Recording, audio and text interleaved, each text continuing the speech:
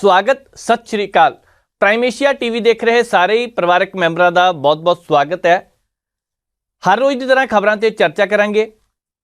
बहुत सारियां राजनीति ਦੀਆਂ खबरां ने, बहुत सारियां समाजिक मुद्दे भी ने जिन्हां ते अज गलबात करनी है। जिस तरह प्राइम एशिया टीवी के परिवारक मैंबर हौली हौली नाल जुड़ते जा रहे हैं, असीं सारिਆਂ ਦਾ ਧੰਨਵਾਦ ਕਰਦੇ हैं। कल एक सज्जण कहते सीगे कि जेकर साडा भी तुसीं नाल धन्नवाद कर दो तो चंगी गल है। वैसे भी एक गल है, प्राइम एशिया टीवी तुहाडे जिहे परिवारक मैंबरां दे करके ही है। तुहाडा दायरा वधदा जा रहा है, जिन्ना तुहाडा प्यार मिलदा उस तरह असीं होर प्रोग्रामां नूं वधिया करन दी कोशिश करते हैं। जिद्दां जिद्दां तुहाडा सहयोग मिलदा जांदा है, असीं उस तरह तुहाडा धन्नवाद हमेशा करते रहांगे। सो जिहड़ियां खबरां ते चर्चा करनी है उहदे विच मुद्दा बहुत भखिया होया है, कनेडा दा ते भारत दा। जिस हिसाब दे नाल हालात बनते जा रहे हैं, जिस हिसाब के नाल आउंदे दिनां नूं बहुत सारियां अफवाहां फैलदियां जा रही ने, इधर ध्यान देने की जरूरत है। की नतीजा निकलना, किहड़ी गल होनी है, किहड़ा फैसला लेना, ये सरकारां ने तय करना, ये विदेश मंत्रालय ने तय करना। पर सोशल मीडिया ते जिस तरह दी चर्चावां चलदियां पईयां ने, उस चर्चावां दे दौर दे विचों निकल के सच्चाई वल जाण दी जरूरत है। बहुत प्रचार होना है, कोई झूठा प्रचार होना, कोई सच भी लगना, कुछ सच भी होना, बहुत झूठ भी होना। सो ये विच एक दूजे के मोबाइलों ते कुछ भी भेजण तो पहला पुष्टि करना चंगी गल होवेगी। असीं गल इत्ते भी करांगे। गल गवर्नर साहब होरां दी भी करनी है, क्योंकि पंजाब के मुख्यमंत्री साहब ने एक चिट्ठी लिखी है। ये चिट्ठी वैसे तो कोई तलखी भरी नहीं, पहला जिस हिसाब का माहौल चलता सी हुण थोड़ा जिहा ठीक हो गया। क्योंकि गवर्नर साहब जदों कहिंदे सी कि मैं कई चिट्ठियां लिखतियां जवाब नहीं दिता, शायद 16 चिट्ठियां का रौला सीगा, ਉਹਦੇ ਵਿੱਚੋਂ 9-10 ਦਾ ਜਵਾਬ ਤਾਂ ਦਿੱਤਾ ਜਾ ਚੁੱਕਿਆ। ਅੱਜ ਜਿਹੜੀ ਚਿੱਠੀ ਲਿਖੀ ਹੈ ਉਹ ਥੋੜੀ ਹੈ ਤਾਂ ਵੱਖਰੀ, ਪਰ ਧਿਆਨ ਮੰਗਦੀ ਹੈ। ਧਿਆਨ ਇਸ ਕਰਕੇ ਮੰਗਦੀ ਹੈ ਕਿਉਂਕਿ ਪੰਜਾਬ ਦੇ ਹਾਲਾਤ ਥੋੜੇ ਜਿਹੇ ਠੀਕ ਨਹੀਂ ਲੱਗਦੇ ਆਰਥਿਕ ਪੱਖੋਂ, ਕਿਉਂਕਿ ਕੇਂਦਰ ਸਰਕਾਰ ਨੇ ਪੈਸਾ ਰੋਕਿਆ। ਇਹਦੇ ਕਰਕੇ ਗਵਰਨਰ ਸਾਹਿਬ ਨੂੰ ਕਿਹਾ ਗਿਆ ਕਿ ਭਾਈ ਧਿਆਨ ਥੋੜਾ ਜਿਹਾ ਦਿੱਤਾ ਜਾਵੇ, ਉੱਪਰਲੇ ਪਾਸੇ ਗੱਲ ਕੀਤੀ ਜਾਵੇ। ਗੱਲਬਾਤ ਰਾਹੁਲ ਗਾਂਧੀ ਹੋਰਾਂ ਦੀ ਵੀ ਕਰਨੀ ਹੈ, ਕਿਉਂਕਿ ਵੱਖ-ਵੱਖ ਸਿਆਸਤਦਾਨ ਵੱਖ-ਵੱਖ ਪੈਂਤੜੇ ਅਪਣਾ ਰਹੇ ਹੈ। ਵੋਟਰਾਂ ਨੂੰ ਆਪਣੇ ਨਾਲ ਜੋੜਨ ਲਈ ਜਾਂ ਵੋਟਾਂ ਹੋਰ ਪੱਕੀਆਂ ਕਰਨ ਦੇ ਲਈ ਕਦੀ ਕੋਈ ਸਿਆਸਤਦਾਨ ਕਿਤੇ ਜਾਂਦਾ ਹੈ, ਕਦੀ ਕੋਈ ਯਾਤਰਾ ਸ਼ੁਰੂ ਕਰ ਲਈ ਜਾਂਦੀ ਹੈ। ਉਹਦੇ ਵਿੱਚੋਂ ਬਹੁਤ ਸਾਰੇ ਲੋਕ ਨਾਲ ਖੜੇ ਵੀ ਹੋ ਜਾਂਦੇ ਆ, ਕਿਸੇ ਵੇਲੇ ਬਹੁਤ ਸਾਰੇ ਲੋਕ ਨਾਲ ਤੁਰਦੇ ਵੀ ਨਹੀਂ। ਪਰ ਰਾਹੁਲ ਗਾਂਧੀ ਹੋਰਾਂ ਨੇ ਕਦੀ ਟਰੱਕਾਂ ਵਾਲਿਆਂ ਨਾਲ ਗੱਲ ਕੀਤੀ ਹੈ, ਅੱਜ ਇੱਕ ਹੋਰ ਨਵੀਂ ਕੋਸ਼ਿਸ਼ ਕੀਤੀ। ਉਹਨਾਂ ਲੋਕਾਂ ਨੂੰ ਮਿਲਿਆ ਜਿਹੜੇ ਸਾਰਿਆਂ ਦਾ ਭਾਰ ਢੋਂਦੇ ਆ, ਪਰ ਉਹਨਾਂ ਦੇ ਬਾਰੇ ਕਦੀ ਵੀ ਕੋਈ ਵੀ ਸੁਣਦਾ ਨਹੀਂ। ਅਸੀਂ ਚਰਚਾ ਉਹ ਵੀ ਕਰਾਂਗੇ। महिला राखवाकरण बिल लोक सभा दे विच तां पास हो गया, राज सभा दे विच पहुंचिया, 2 जणिਆਂ ने विरोध विच वोटां पाईयां, बाकी सारे हक विच है। चंगी गल यह है कि विरोधी धिरां ने भी इत्थे साथ दे दित्ता। सो देखते हैं आने वाले समय के दौरान, लगता है राज सभा दे विच ही पास होना बहुता औखा काम नहीं गा। पर हाँ, जिस हिसाब दे नाल अज चर्चावां चलदियां पईयां ने, कुछ औरतां दे पार्लीमेंट मैंबरां दे ये बयान है कि सानूं तां भरमाउण दी कोशिश कीती है जी, ये तां गलत है, क्योंकि अजे किहड़ा लागू करना, ये धोखा किया, गुमराह किया। चलो पास हो जाना, स्वागत इहदा सारे कर रहे हैं। गलबात विदेश के विच कुछ वो बंदे दौड़ गए जिन्होंने ने इधर ब्याह कराया सी, अज उन्होंने भगौड़े करार दिता। इन्हां सारियां खबरां ते गलबात करते हैं, पर शुरुआत करते हैं पंजाब के गवर्नर साहब ते मुख्यमंत्री साहब तो। एक पासे पंजाब के गवर्नर साहब बनवारी लाल पुरोहित जिस दिन के गवर्नर बने ने पंजाब के, उस दिन के कई इस तरह के मुद्दे जिन्हां ते चर्चा हो रही है, जिन्हां ते गलबात हो रही है। दूसरे पासे कई यह मुद्दे है जिहड़े गवर्नर साहब ने चुकण की कोशिश की। सरहदी इलाकों के जाके धर्म परिवर्तन की गल की है, नशे पंजाब दे विच वधदे पे, यह भी कहा कि जिस हिसाब दे नाल करियाने दीयां दुकानां, उस हिसाब दे नाल कुछ थावां ते नशे की विक्री हो रही है। सरहदी इलाकों के जाके इस गल नूं प्रचारना ते केंद्र वाले पासे गल करनी, ये सारियां गल्लां उन्होंने कीतियां। पिछले दिनी माहौल बहुत तलखी वाला रहा गवर्नर साहब दा ते मुख्यमंत्री साहब दा, जदों ये चर्चा चलती रही कि चिट्ठियां लिखियां उन्हां दे जवाब नहीं दिते जांदे। कदी लव लैटरां दी गल चल पांदी सी, कदी ये कह दिता कि समान तां साडा ही वरतदे आ, हैलीकॉप्टर वरतन तो लैके छड्डण तक दी कहानी सब नूं पता। हुण पंजाब दे मुख्यमंत्री साहब ने जिहड़ी चिट्ठी गवर्नर साहब नूं लिखी है, उहदे विच ये गल कही है कि पंजाब दा रूरल डिवेलपमेंट फंड का पैसा वापस नहीं दिता जा रहा, सानू दिता ही नहीं जा रहा, वापस की दिता ही नहीं जा रहा। इस करके रूरल डिवेलपमेंट फंड जारी किया जाए। ਕੱਲ ਤੱਕ ਲੱਗਦਾ ਸੀ ਕਿ 3600 ਕੁਛ ਕੁ ਕਰੋੜ ਰੁਪਈਆ 3648 ਕੁ ਕਰੋੜ ਰੁਪਈਆ ਇਹ ਹੈਗਾ, ਪਰ ਅੱਜ ਮੁੱਖ ਮੰਤਰੀ ਸਾਹਿਬ ਨੇ ਜਿਹੜੇ ਨਵੇਂ ਅੰਕੜੇ ਜਾਰੀ ਕੀਤੇ ਉਹਨਾਂ ਦੇ ਮੁਤਾਬਿਕ 5800 ਕਰੋੜ ਰੁਪਇਆ ਇਹ ਰੁਕਿਆ ਹੋਇਆ ਹੈ। ਕੋਈ ਸੱਜਣ ਕਹਿੰਦੇ ਆ ਕਿ ਇਹ 46,000 ਕਰੋੜ ਰੁਪਇਆ ਬਣਦਾ। ਚਲੋ ਇਹ ਉਹ ਸੱਜਣ ਜਾਣਦੇ ਹੋਣਗੇ, ਪਰ ਮੁੱਖ ਮੰਤਰੀ ਸਾਹਿਬ ਨੂੰ ਜਿਹੜਾ ਡਾਟਾ ਉਹਨੇ ਪੇਸ਼ ਕੀਤਾ ਇਹ 5800 ਕਰੋੜ ਰੁਪਏ ਦਾ। ਹੁਣ 5800 ਕਰੋੜ ਰੁਪਇਆ ਥੋੜਾ ਨਹੀਂ, ਇਹ ਪੈਸੇ ਪੰਜਾਬ ਦੇ ਵਿੱਚ ਵਿਕਾਸ ਦੇ ਨਾਂ ਤੇ ਖਰਚ ਹੋਣੇ ਆ, ਪਿੰਡਾਂ ਦੇ ਵਿੱਚ ਲਿੰਕ ਸੜਕਾਂ ਤੇ ਖਰਚ ਹੋਣੇ ਆ, ਹੋਰ ਵੀ ਬਹੁਤ ਸਾਰੀਆਂ ਥਾਵਾਂ ਤੇ ਜਿਨ੍ਹਾਂ ਤੇ ਇਹ ਪੈਸਾ ਖਰਚ ਹੋ ਜਾਣਾ। ਹੁਣ ਆਮ ਆਦਮੀ ਪਾਰਟੀ ਦੇ ਪਾਰਲੀਮੈਂਟ ਮੈਂਬਰ ਸੰਜੇ ਸਿੰਘ ਹੂਰਾ ਨੇ ਵੀ ਇਹੀ ਗੱਲ ਕੀਤੀ ਕਿ ਆਖਿਰ ਪੈਸਾ ਜਾਰੀ ਕਿਉਂ ਨਹੀਂ ਕੀਤਾ ਜਾਂਦਾ, ਰੌਲਾ ਕਿਸ ਗੱਲ ਦਾ, ਕਿੱਥੇ ਗੱਲ ਰੁਕੀ ਹੋਈ ਹੈ, ਕੀ ਸਹੀ ਤਰੀਕੇ ਨਾਲ ਫੰਡ ਨਹੀਂ ਖਰਚਿਆ ਗਿਆ, ਪਹਿਲੀਆਂ ਸਰਕਾਰਾਂ ਨੇ ਜਾਣਕਾਰੀ ਸਹੀ ਨਹੀਂ ਦਿੱਤੀ ਕਿ ਇਸੇ ਕਰਕੇ ਆਮ ਆਦਮੀ ਪਾਰਟੀ ਦੀ ਸਰਕਾਰ ਨੂੰ ਉਹਦਾ ਖਮਿਆਜ਼ਾ ਭੁਗਤਣਾ ਪੈ ਰਿਹਾ, ਹੋ ਸਕਦਾ ਸਹੀ ਹੋਵੇ। ਪਿਛਲੀਆਂ ਸਰਕਾਰਾਂ ਦੇ ਵੇਲੇ ਇਹ ਚਰਚਾ ਚੱਲੀ ਕਿ ਇਹਨਾਂ ਨੇ ਸਹੀ ਤਰੀਕੇ ਨਾਲ ਜਾਣਕਾਰੀ ਨਹੀਂ ਦਿੱਤੀ, ਪਰ ਮੌਜੂਦਾ ਸਰਕਾਰ ਨੇ 3 ਮੀਟਿੰਗਾਂ ਕਹਿੰਦੇ ਉੱਪਰਲੇ ਪਾਸੇ ਕੀਤੀਆਂ, ਉਹਨਾਂ ਨੇ ਭਰੋਸੇ ਵਿੱਚ ਵੀ ਲਿਆ, ਇਹਨਾਂ ਨੇ ਵੀ ਭਰੋਸੇ ਵਿੱਚ ਲਿਆ, ਦੱਸਿਆ ਗਿਆ ਕਿ ਕਿੱਥੇ ਕਿੱਥੇ ਪੈਸਾ ਖਰਚਿਆ, ਕਿੱਥੇ ਕਿੱਥੇ ਨਹੀਂ ਖਰਚਿਆ, ਉਹ ਸਾਰਾ ਕੁਝ ਗੱਲ ਹੋਈ। ਉਹਨਾਂ ਨੇ ਹਮਾਇਤ ਵੀ ਕੀਤੀ, ਉਹ ਕਹਿੰਦੇ ਠੀਕ ਹੈ ਜੀ ਤੁਹਾਡੇ ਪੈਸੇ ਜਲਦੀ ਦਿੱਤੇ ਜਾਣਗੇ, ਪਰ ਉਸ ਤੋਂ ਬਾਅਦ ਫਿਰ ਤੋਂ ਕਾਨੂੰਨਾਂ ਦੇ ਵਿੱਚ ਥੋੜਾ ਜਿਹਾ ਬਦਲਾਅ ਕੀਤਾ ਗਿਆ, ਜਿਹਦੇ ਕਰਕੇ ਕੁੰਡੀ ਅੜ ਗਈ। ਹੁਣ ਕੇਂਦਰ ਸਰਕਾਰ ਪਿਛਲੇ 4 ਸਾਲਾਂ ਦੇ ਵਿੱਚ ਜਿਸ ਹਿਸਾਬ ਦੇ ਨਾਲ ਕਿਸੇ ਵੇਲੇ ਜਾਰੀ ਕਰ ਦਿੰਦੀ ਸੀ, ਕਿਸੇ ਵੇਲੇ ਰੁਕ ਜਾਂਦਾ ਸੀਗਾ, ਇਹਦੇ ਵਿੱਚ ਨੈਸ਼ਨਲ ਜਿਹੜੀ ਇੱਕ ਫੰਡ ਰੁਕਿਆ ਪਿਆ, NHM ਦਾ ਫੰਡ ਵੀ ਰੁਕਿਆ ਪਿਆ, ਉਹ ਵੀ ਅਜੇ ਤੱਕ ਦਿੱਤਾ ਨਹੀਂ ਜਾ ਰਿਹਾ। ਹੁਣ ਉਹਦੀ ਰਕਮ ਵੀ 600 ਕਰੋੜ ਰੁਪਏ ਬਣਦੀ ਹੈ, ਤੇ ਜੇਕਰ ਉਹ ਵੀ ਫੰਡ ਨਹੀਂ ਦਿੱਤਾ ਜਾ ਰਿਹਾ ਤੇ ਇਸ ਵੇਲੇ ਅੰਦਾਜ਼ਾ ਲਗਾਇਆ ਜਾ ਸਕਦਾ ਕਿ ਉਧਰਲੇ ਪਾਸੇ ਵੀ ਰੁਕਾਵਟ ਵੱਡੀ ਆਈ ਹੋਈ ਹੈ। SCA 1600 crore special capital assistance, ਇਹ ਵੀ ਪੈਸੇ ਰੁਕੇ ਹੋਏ ਹੈ, ਤੇ ਹੁਣ ਜੇਕਰ ਇਹ ਸਾਰੇ ਪੈਸੇ ਰੁਕੇ ਹੈ ਤੇ ਇਹ ਜਾਰੀ ਕਰ ਦੇਣੇ ਚਾਹੀਦੇ। ਮੁੱਖ ਮੰਤਰੀ ਸਾਹਿਬ ਨੇ ਸਪੈਸ਼ਲ ਚਿੱਠੀ ਲਿਖ ਕੇ ਇਹ ਗੱਲ ਕਹੀ ਹੈ। ਹੋਣਾ ਕਿ ਨਹੀਂ ਸਾਨੂੰ ਨਹੀਂ ਪਤਾ, ਪਰ ਇੰਨਾ ਜ਼ਰੂਰ ਹੈ ਜੇਕਰ ਨਾ ਹੋਇਆ ਤੇ ਪੰਜਾਬ ਦੀ ਸਮੱਸਿਆ ਵੱਧ ਸਕਦੀ ਹੈ। ਆਉਣ ਵਾਲੇ ਸਮੇਂ ਦੇ ਦੌਰਾਨ ਸਮੱਸਿਆਵਾਂ ਪਿੰਡਾਂ ਵਿੱਚ ਲੋਕਾਂ ਨੂੰ ਹੋ ਸਕਦੀਆਂ ਨੇ, ਪਰ ਸਰਕਾਰ ਇੱਕ ਪਾਸੇ ਇਹ ਵੀ ਗੱਲ ਕਹਿੰਦੀ ਕਿ ਸਾਡੇ ਕੋਲ ਖਜ਼ਾਨੇ 'ਚ ਕੋਈ ਕਮੀ ਹੈ ਨਹੀਂਗੀ, ਜੇ ਨਹੀਂ ਕੀਤਾ ਕਿਸੇ ਨਾ ਕਿਸੇ ਤਰੀਕੇ ਲੋਕਾਂ ਤੱਕ ਜਿੱਥੇ ਜ਼ਰੂਰਤ ਹੈਗੀ ਹੈ ਪੈਸਾ ਉੱਥੇ ਤੱਕ ਪਹੁੰਚਾਉਣਾ ਪੈਣਾ। ਵੈਸੇ ਗਵਰਨਰ ਸਾਹਿਬ ਜੇਕਰ ਇਹ ਗੱਲ ਕਹਿੰਦੇ ਆ ਕਿ ਪੰਜਾਬ ਦੇ ਮੁੱਦਿਆਂ ਦੀ ਗੱਲ ਮੈਂ ਦਿੱਲੀ ਵਾਲੇ ਪਾਸੇ ਕਰ ਸਕਦਾ, ਪਿਛਲੇ ਦਿਨੀ ਇੱਕ ਨਸੀਹਤ ਕਹਿ ਲਈਏ, ਚੇਤਾਵਨੀ ਕਹਿ ਲਈਏ, ਜੋ ਮਰਜ਼ੀ ਹੋ ਸਕਦਾ, ਉਹਨਾਂ ਨੇ ਗੱਲ ਦਿੱਲੀ ਵਾਲੇ ਪਾਸੇ ਰੱਖਣ ਦੀ ਗੱਲ ਕਹੀ ਕਿ ਪੰਜਾਬ ਦੇ ਵਿੱਚ ਮਾਹੌਲ ਸਹੀ ਨਹੀਂ, ਦਿੱਲੀ ਵਾਲੇ ਪਾਸੇ ਗੱਲ ਕੀਤੀ ਜਾ ਸਕਦੀ। ਇਹ ਵੀ ਗੱਲ ਵੀ ਕੀਤੀ ਜਾ ਸਕਦੀ ਹੈ ਕਿ ਇੱਥੇ ਵਿਚਾਰ ਕਰਨਾ ਚਾਹੀਦਾ ਕਿ ਇੱਥੇ ਇਹ ਗੱਲ ਜ਼ਰੂਰੀ ਨਹੀਂ ਕਿ ਪੰਜਾਬ ਦਾ ਪੈਸਾ ਰੁਕਿਆ ਤੁਸੀਂ ਦਿੱਲੀ ਵਾਲੇ ਪਾਸੇ ਗੱਲ ਨਾ ਕਰੋ ਜਾ ਕੇ। ਅੱਜ ਗਵਰਨਰ ਸਾਹਿਬ ਨੂੰ ਇਸੇ ਕਰਕੇ ਚਿੱਠੀ ਲਿਖੀ ਗਈ ਹੈ ਕਿ ਸਿੱਧੇ ਤੌਰ ਤੇ ਜੇਕਰ ਗੱਲ ਨਹੀਂ ਬਣਦੀ ਪਈ ਤਾਂ ਪੰਜਾਬ ਦੇ ਜਿਹੜਾ ਸੰਵਿਧਾਨਿਕ ਤੌਰ ਤੇ ਮੁਖੀ ਹੈ ਉਹਨਾਂ ਨਾਲ ਗੱਲ ਕੀਤੀ ਜਾਵੇ। ਗੱਲ ਕੀਤੀ ਗਈ ਹੈ, ਪੈਸਾ ਕਦੋਂ ਮਿਲਣਾ ਇਹ ਆਉਣ ਵਾਲਾ ਸਮਾਂ ਦੱਸੇਗਾ, ਪਰ ਲੰਬੇ ਸਮੇਂ ਤੋਂ ਜੋ ਇਹ ਪੈਸਾ ਰੁਕਿਆ ਹੋਇਆ ਇਹਦੇ ਵਿੱਚ ਲੋਕਾਂ ਦੀਆਂ ਸਮੱਸਿਆਵਾਂ ਵੱਧ ਰਹੀਆਂ ਨੇ, ਤੇ ਇਸ ਸਮੱਸਿਆ ਦੇ ਵਿੱਚੋਂ ਲੋਕਾਂ ਨੂੰ ਕੱਢਣਾ ਪੈਣਾ ਤੇ ਇਹ ਸਰਕਾਰ ਹੀ ਕਰ ਸਕਦੀ ਹੈ। ਅੱਗੇ ਵੱਧਦੇ ਹਾਂ, ਗੱਲ ਕਰਨੀ ਹੈ ਰਾਹੁਲ ਗਾਂਧੀ ਹੋਰਾਂ ਦੀ। ਜਿਸ ਦਿਨ ਦੇ ਪੰਜਾਬ ਦੇ ਵਿੱਚ ਰਾਹੁਲ ਗਾਂਧੀ ਹੋਰੀ ਆਏ ਸੀ, ਭਾਰਤ ਜੋੜੋ ਯਾਤਰਾ ਕੀਤੀ ਤੇ ਦੂਜੇ ਸੂਬਿਆਂ ਤੋਂ ਹੁੰਦੇ ਹੋਏ ਇੱਥੇ ਪਹੁੰਚੇ ਸੀ, ਇੱਕ ਗੱਲ ਉਹਨਾਂ ਨੇ ਆ ਕੇ ਕੀਤੀ, ਕਹਿੰਦੇ ਇੱਕ ਵੱਖ-ਵੱਖ ਸੂਬਿਆਂ ਦੇ ਵਿੱਚੋਂ ਬਹੁਤ ਸਾਰਾ ਉਹਨਾਂ ਨੂੰ ਪਿਆਰ ਮਿਲਿਆ, ਸਤਿਕਾਰ ਮਿਲਿਆ, ਇਹਦੇ ਵਿੱਚ ਕੋਈ ਸ਼ੱਕ ਨਹੀਂ। ਕੁਝ ਕੁ ਥਾਵਾਂ ਤੇ ਰਾਹੁਲ ਗਾਂਧੀ ਹੋਰਾਂ ਦੇ ਨਾਲ ਬਹੁਤ ਸਾਰੇ ਲੋਕ ਜੁੜੇ, ਕੁਝ ਕੁ ਥਾਵਾਂ ਤੇ ਕਾਫਲਾ ਉਹਨਾਂ ਦਾ ਵਧਿਆ, ਪਰ ਕੁਝ ਕੁ ਥਾਵਾਂ ਤੇ ਇਸ ਤਰ੍ਹਾਂ ਦੇ ਹਾਲਾਤ ਵੀ ਪੈਦਾ ਹੋਏ ਜਿੱਥੇ ਟਕਰਾਅ ਵਾਲੀ ਸਥਿਤੀ ਬਣ ਗਈ ਸਿਆਸੀ ਲੀਡਰਾਂ ਦੀ। ਹਾਲਾਂਕਿ ਰਾਹੁਲ ਗਾਂਧੀ ਹੋਰੀ ਉਸ ਟਕਰਾਅ ਨੂੰ ਖਤਮ ਕਰ ਸਕਣੇ ਕਿ ਨਹੀਂ, ਜਿਹੜੀਆਂ ਕੁਝ ਕੁ ਸੂਬਿਆਂ ਦੇ ਵਿੱਚ ਤਰੇੜਾਂ ਆਪਸੀ ਲੀਡਰਾਂ ਵਿੱਚ ਆਈਆਂ ਉਹ ਭਰਨਗੀਆਂ ਕਿ ਨਹੀਂ ਕਿਹਾ ਨਹੀਂ ਜਾ ਸਕਦਾ, ਪਰ ਕੰਮ ਇੰਨਾ ਸੌਖਾ ਨਹੀਂ ਗਾ ਇਹ। ਰਾਹੁਲ ਗਾਂਧੀ ਹੋਰਾਂ ਨੇ ਭਾਰਤ ਜੋੜੋ ਯਾਤਰਾ ਜਦੋਂ ਕੱਢੀ ਉਸ ਤੋਂ ਬਾਅਦ ਇੱਕ ਬਿਆਨ ਆਉਂਦਾ ਹੈ, ਬਿਆਨ ਸੀਗਾ ਲਦਾਖ ਦੇ ਵਿੱਚ ਵੀ ਜਾ ਕੇ ਉਹਨਾਂ ਨੇ ਇਹ ਗੱਲ ਕਹੀ ਕਿ ਬਾਰ-ਬਾਰ ਅਸੀਂ ਦੌਰੇ ਇੱਧਰ ਵੀ ਰੱਖਾਂਗੇ, ਲੋਕਾਂ ਦੇ ਵਿੱਚ ਮੁਹੱਬਤ ਦੀ ਦੁਕਾਨ ਖੋਲ੍ਹਦੇ ਪਏ ਆ, ਨਫ਼ਰਤ ਖਤਮ ਕਰਨੀ ਹੈ, ਪੂਰੇ ਭਾਰਤ ਦੇ ਵਿੱਚੋਂ ਨਫ਼ਰਤ ਖਤਮ ਕਰਨੀ ਹੈ। ਚੰਗੀ ਗੱਲ ਹੈ ਜੇਕਰ ਇਹ ਨਫ਼ਰਤ ਖਤਮ ਕੀਤੀ ਜਾਵੇ।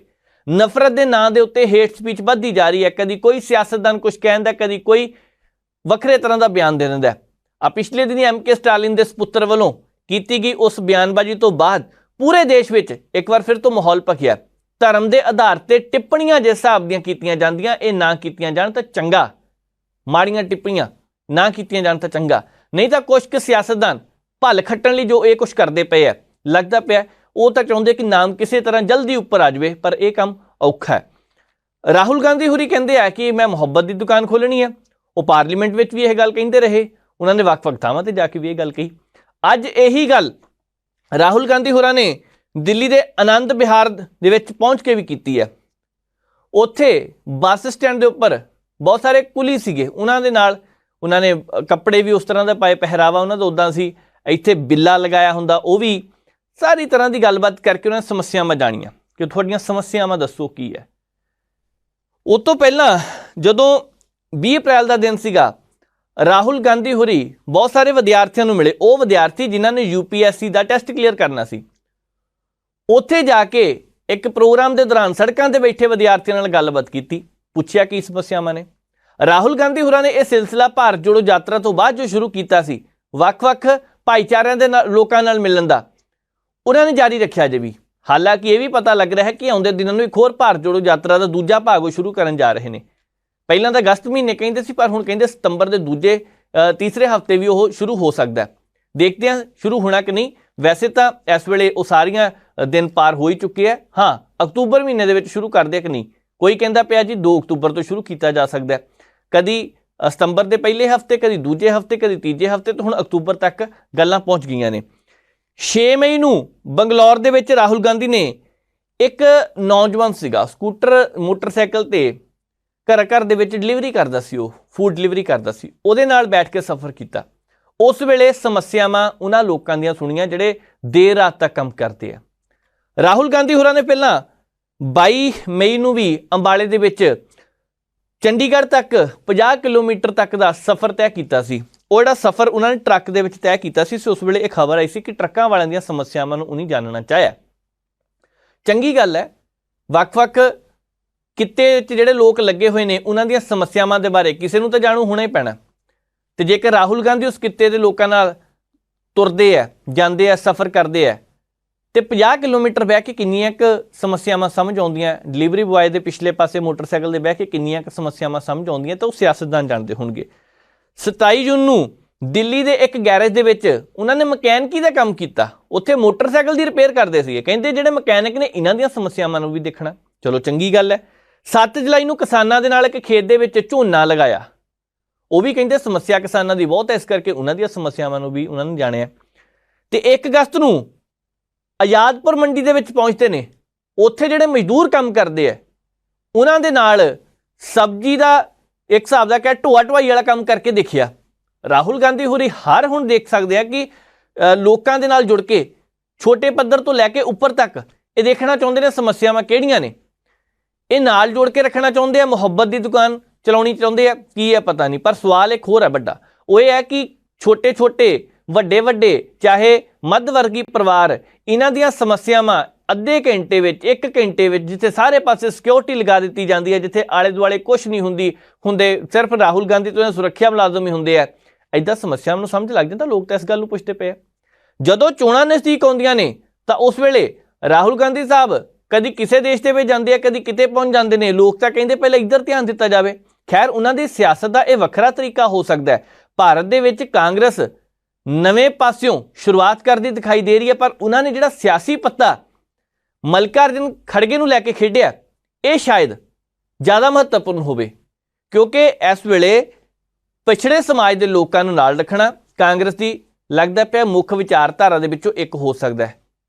ਜਿਹੜੀ ਉਹਨਾਂ ਨੇ ਪਲੈਨਿੰਗ ਕੀਤੀਆਂ, ਨੀਤੀਆਂ ਨਵੀਆਂ ਬਣੀਆਂ, ਉਹਦੇ ਵਿੱਚੋਂ ਇੱਕ ਹੋ ਸਕਦਾ। ਇਹ ਉਦੋਂ ਬਣੀਆਂ ਜਦੋਂ ਦੇਸ਼ ਦੇ ਪ੍ਰਧਾਨ ਮੰਤਰੀ ਨਰਿੰਦਰ ਮੋਦੀ ਹੋਰਾਂ ਨੇ ਜਾਂ ਕੇਂਦਰ ਸਰਕਾਰ ਨੇ ਕਹਿ ਸਕਦੇ ਆ ਇੱਕ ਪਛੜੇ ਵਰਗ ਦੇ ਵਿੱਚੋਂ ਉਮੀਦਵਾਰਾਂ ਨੂੰ ਖੜੇ ਕਰਨਾ ਸ਼ੁਰੂ ਕੀਤਾ, ਤੇ ਦੂਸਰਾ ਉਹ ਥਾਵਾਂ ਜਿੱਥੇ ਬਹੁਤੇ ਲੋਕ ਅਜੇ ਤੱਕ ਪਹੁੰਚਦੇ ਨਹੀਂ ਜੀ, ਉੱਥੋਂ ਦੇਸ਼ ਦੇ ਰਾਸ਼ਟਰਪਤੀ ਨੂੰ ਚੁਣ ਕੇ ਤੇ ਦੇਸ਼ ਦੇ ਰਾਸ਼ਟਰਪਤੀ ਤੱਕ ਬਣਾਇਆ।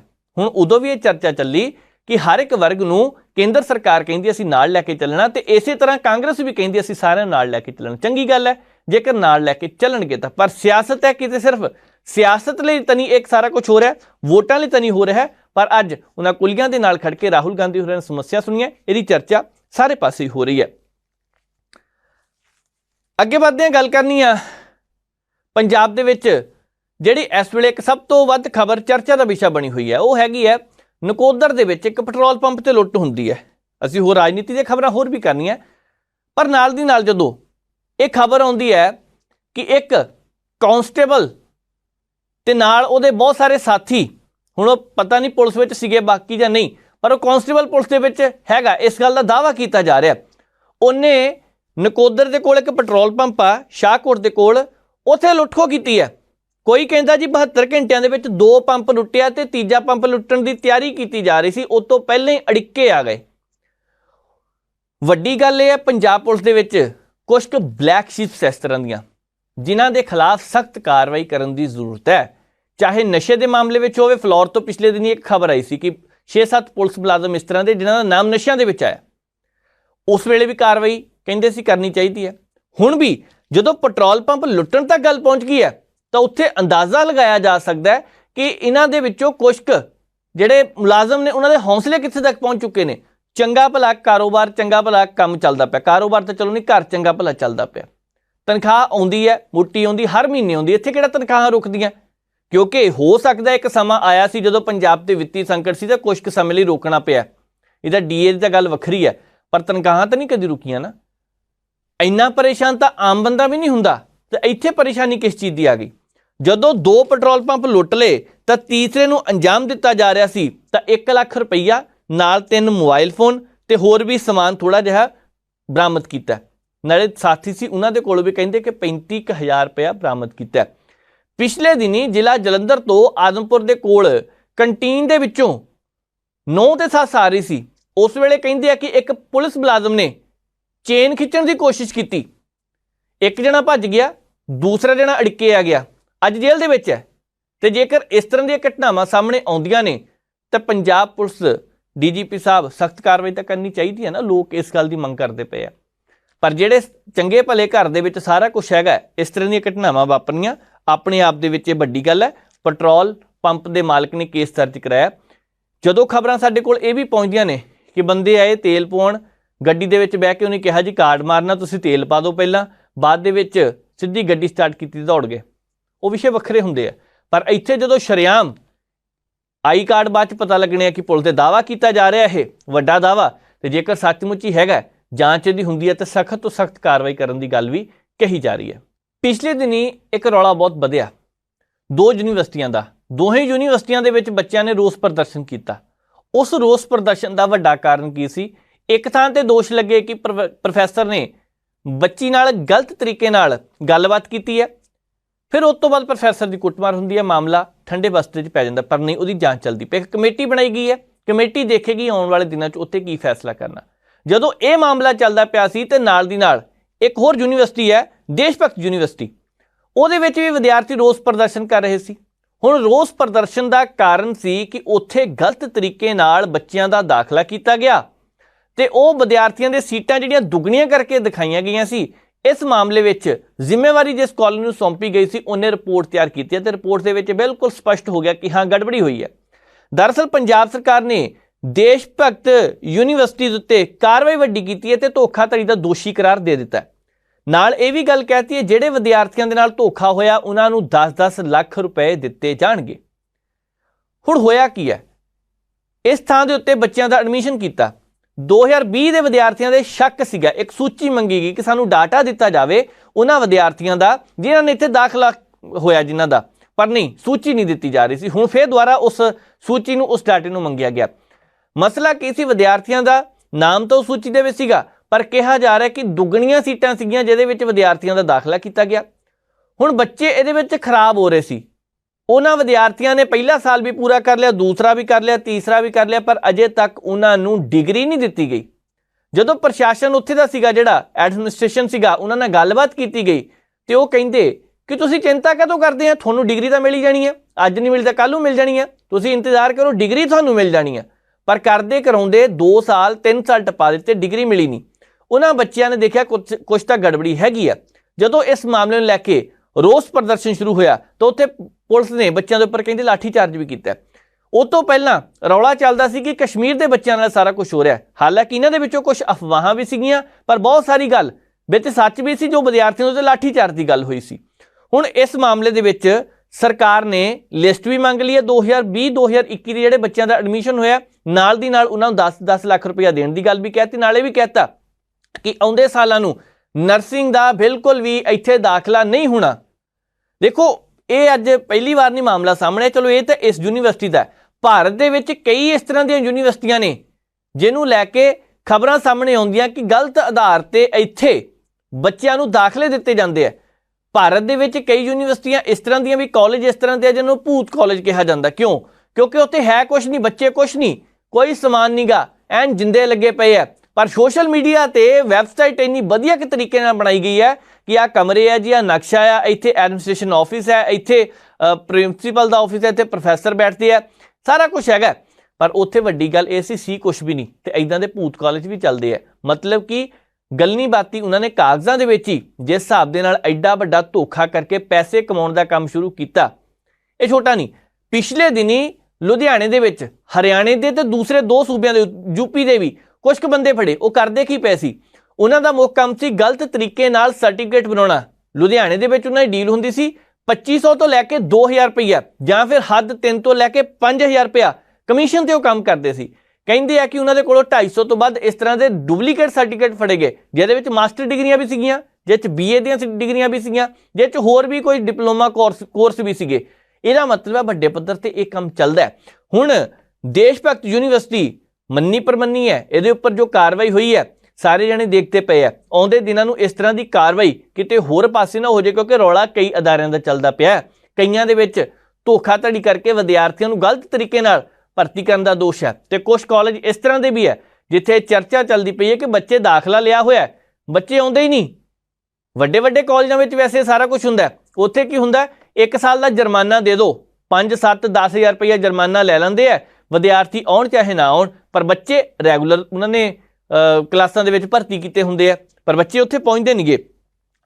ਹੁਣ ਸਾਹਮਣੇ ਇਹ ਗੱਲ ਆਈ ਹੈ ਕਿ ਨਰਸਿੰਗ ਬੈਚ 2020 ਦੇ ਬੱਚੇ ਕਈ ਦਿਨ ਯੂਨੀਵਰਸਿਟੀ ਦੇ ਨਿਸ਼ਾਨੇ ਉੱਤੇ ਰਹੇ ਸੀਗੇ, ਤੇ ਹੁਣ ਇਹਨਾਂ ਨੂੰ ਜਿਹੜੀ ਮਾਨਤਾ ਨੂੰ ਲੈ ਕੇ ਵੀ ਗੱਲ ਚੱਲਦੀ ਪਈ ਹੈ ਕਿ ਸ਼ਾਇਦ ਰੱਦ ਹੋ ਜਾਵੇ। ਦੇਖਦੇ ਆਉਣ ਵਾਲੇ ਦਿਨਾਂ 'ਚ ਕੀ ਹੁੰਦਾ। ਪਰ ਇੰਨਾ ਜ਼ਰੂਰ ਹੈ, ਇਹ ਵਿਦਿਆਰਥੀ ਉਹ ਸੀਗੇ ਜਿਨ੍ਹਾਂ ਦਾ ਸਮਾਂ ਬਚ ਗਿਆ, ਜਿਨ੍ਹਾਂ ਦੀ ਆਉਣ ਵਾਲੇ ਸਮੇਂ ਦੌਰਾਨ ਸਰਕਾਰ ਕਹਿੰਦੀ ਇਹਨਾਂ ਨੂੰ ਦੂਸਰੇ ਕਾਲਜਾਂ ਵਿੱਚ ਸ਼ਿਫਟ ਕਰਾਂਗੇ ਤਾਂ ਕਿ ਬੱਚਿਆਂ ਦੀ ਪੜ੍ਹਾਈ ਨਾ ਖਰਾਬ ਹੋਵੇ। ਇਹ 'ਚ ਕੋਈ ਸ਼ੱਕ ਨਹੀਂ ਕਿ ਬੱਚੇ ਜਿਹੜੇ ਇੰਨੇ ਪੈਸੇ ਲਗਾ ਕੇ ਇੱਥੇ ਤੱਕ ਪਹੁੰਚੇ ਹੈ, ਉਹਨਾਂ ਦੀ ਜੇਕਰ ਹੁਣ ਪੜ੍ਹਾਈ ਖਰਾਬ ਹੁੰਦੀ ਹੈ ਤਾਂ ਉਹਦੀ ਜ਼ਿੰਮੇਵਾਰੀ ਤਾਂ ਸਰਕਾਰ ਦੀ ਹੈ। ਸਰਕਾਰ ਕਹਿੰਦੀ ਹੈ ਕਿ ਅਸੀਂ ਇਹਨਾਂ ਬੱਚਿਆਂ ਨੂੰ ਦੂਸਰੇ ਕਾਲਜਾਂ ਵਿੱਚ ਸ਼ਿਫਟ ਕਰਾਂਗੇ ਤਾਂ ਕਿ ਕਿਸੇ ਤਰ੍ਹਾਂ ਦਾ ਕੋਈ ਵੀ ਨੁਕਸਾਨ ਨਾ ਹੋਵੇ।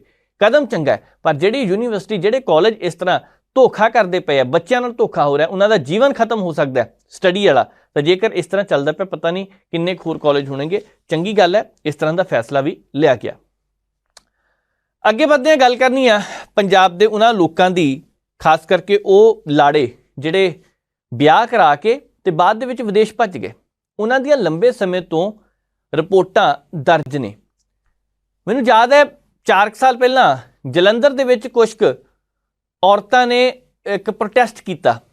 ਹੁਣ ਉਹ ਜਿੱਥੇ ਇੱਕ ਬੱਸ ਸਟੈਂਡ ਹੈ ਉੱਥੋਂ ਸ਼ੁਰੂ ਹੋ ਕੇ ਕੁਝ ਕੁ ਅਖਬਾਰਾਂ ਦੇ ਦਫ਼ਤਰਾਂ ਤੱਕ ਰੋਸ ਮਾਰਚੋਂ ਕੱਢਿਆ ਗਿਆ, ਪ੍ਰੈਸ ਕਲੱਬ ਤੱਕ ਵੀ ਗੱਲ ਗਈ ਸੀਗੀ।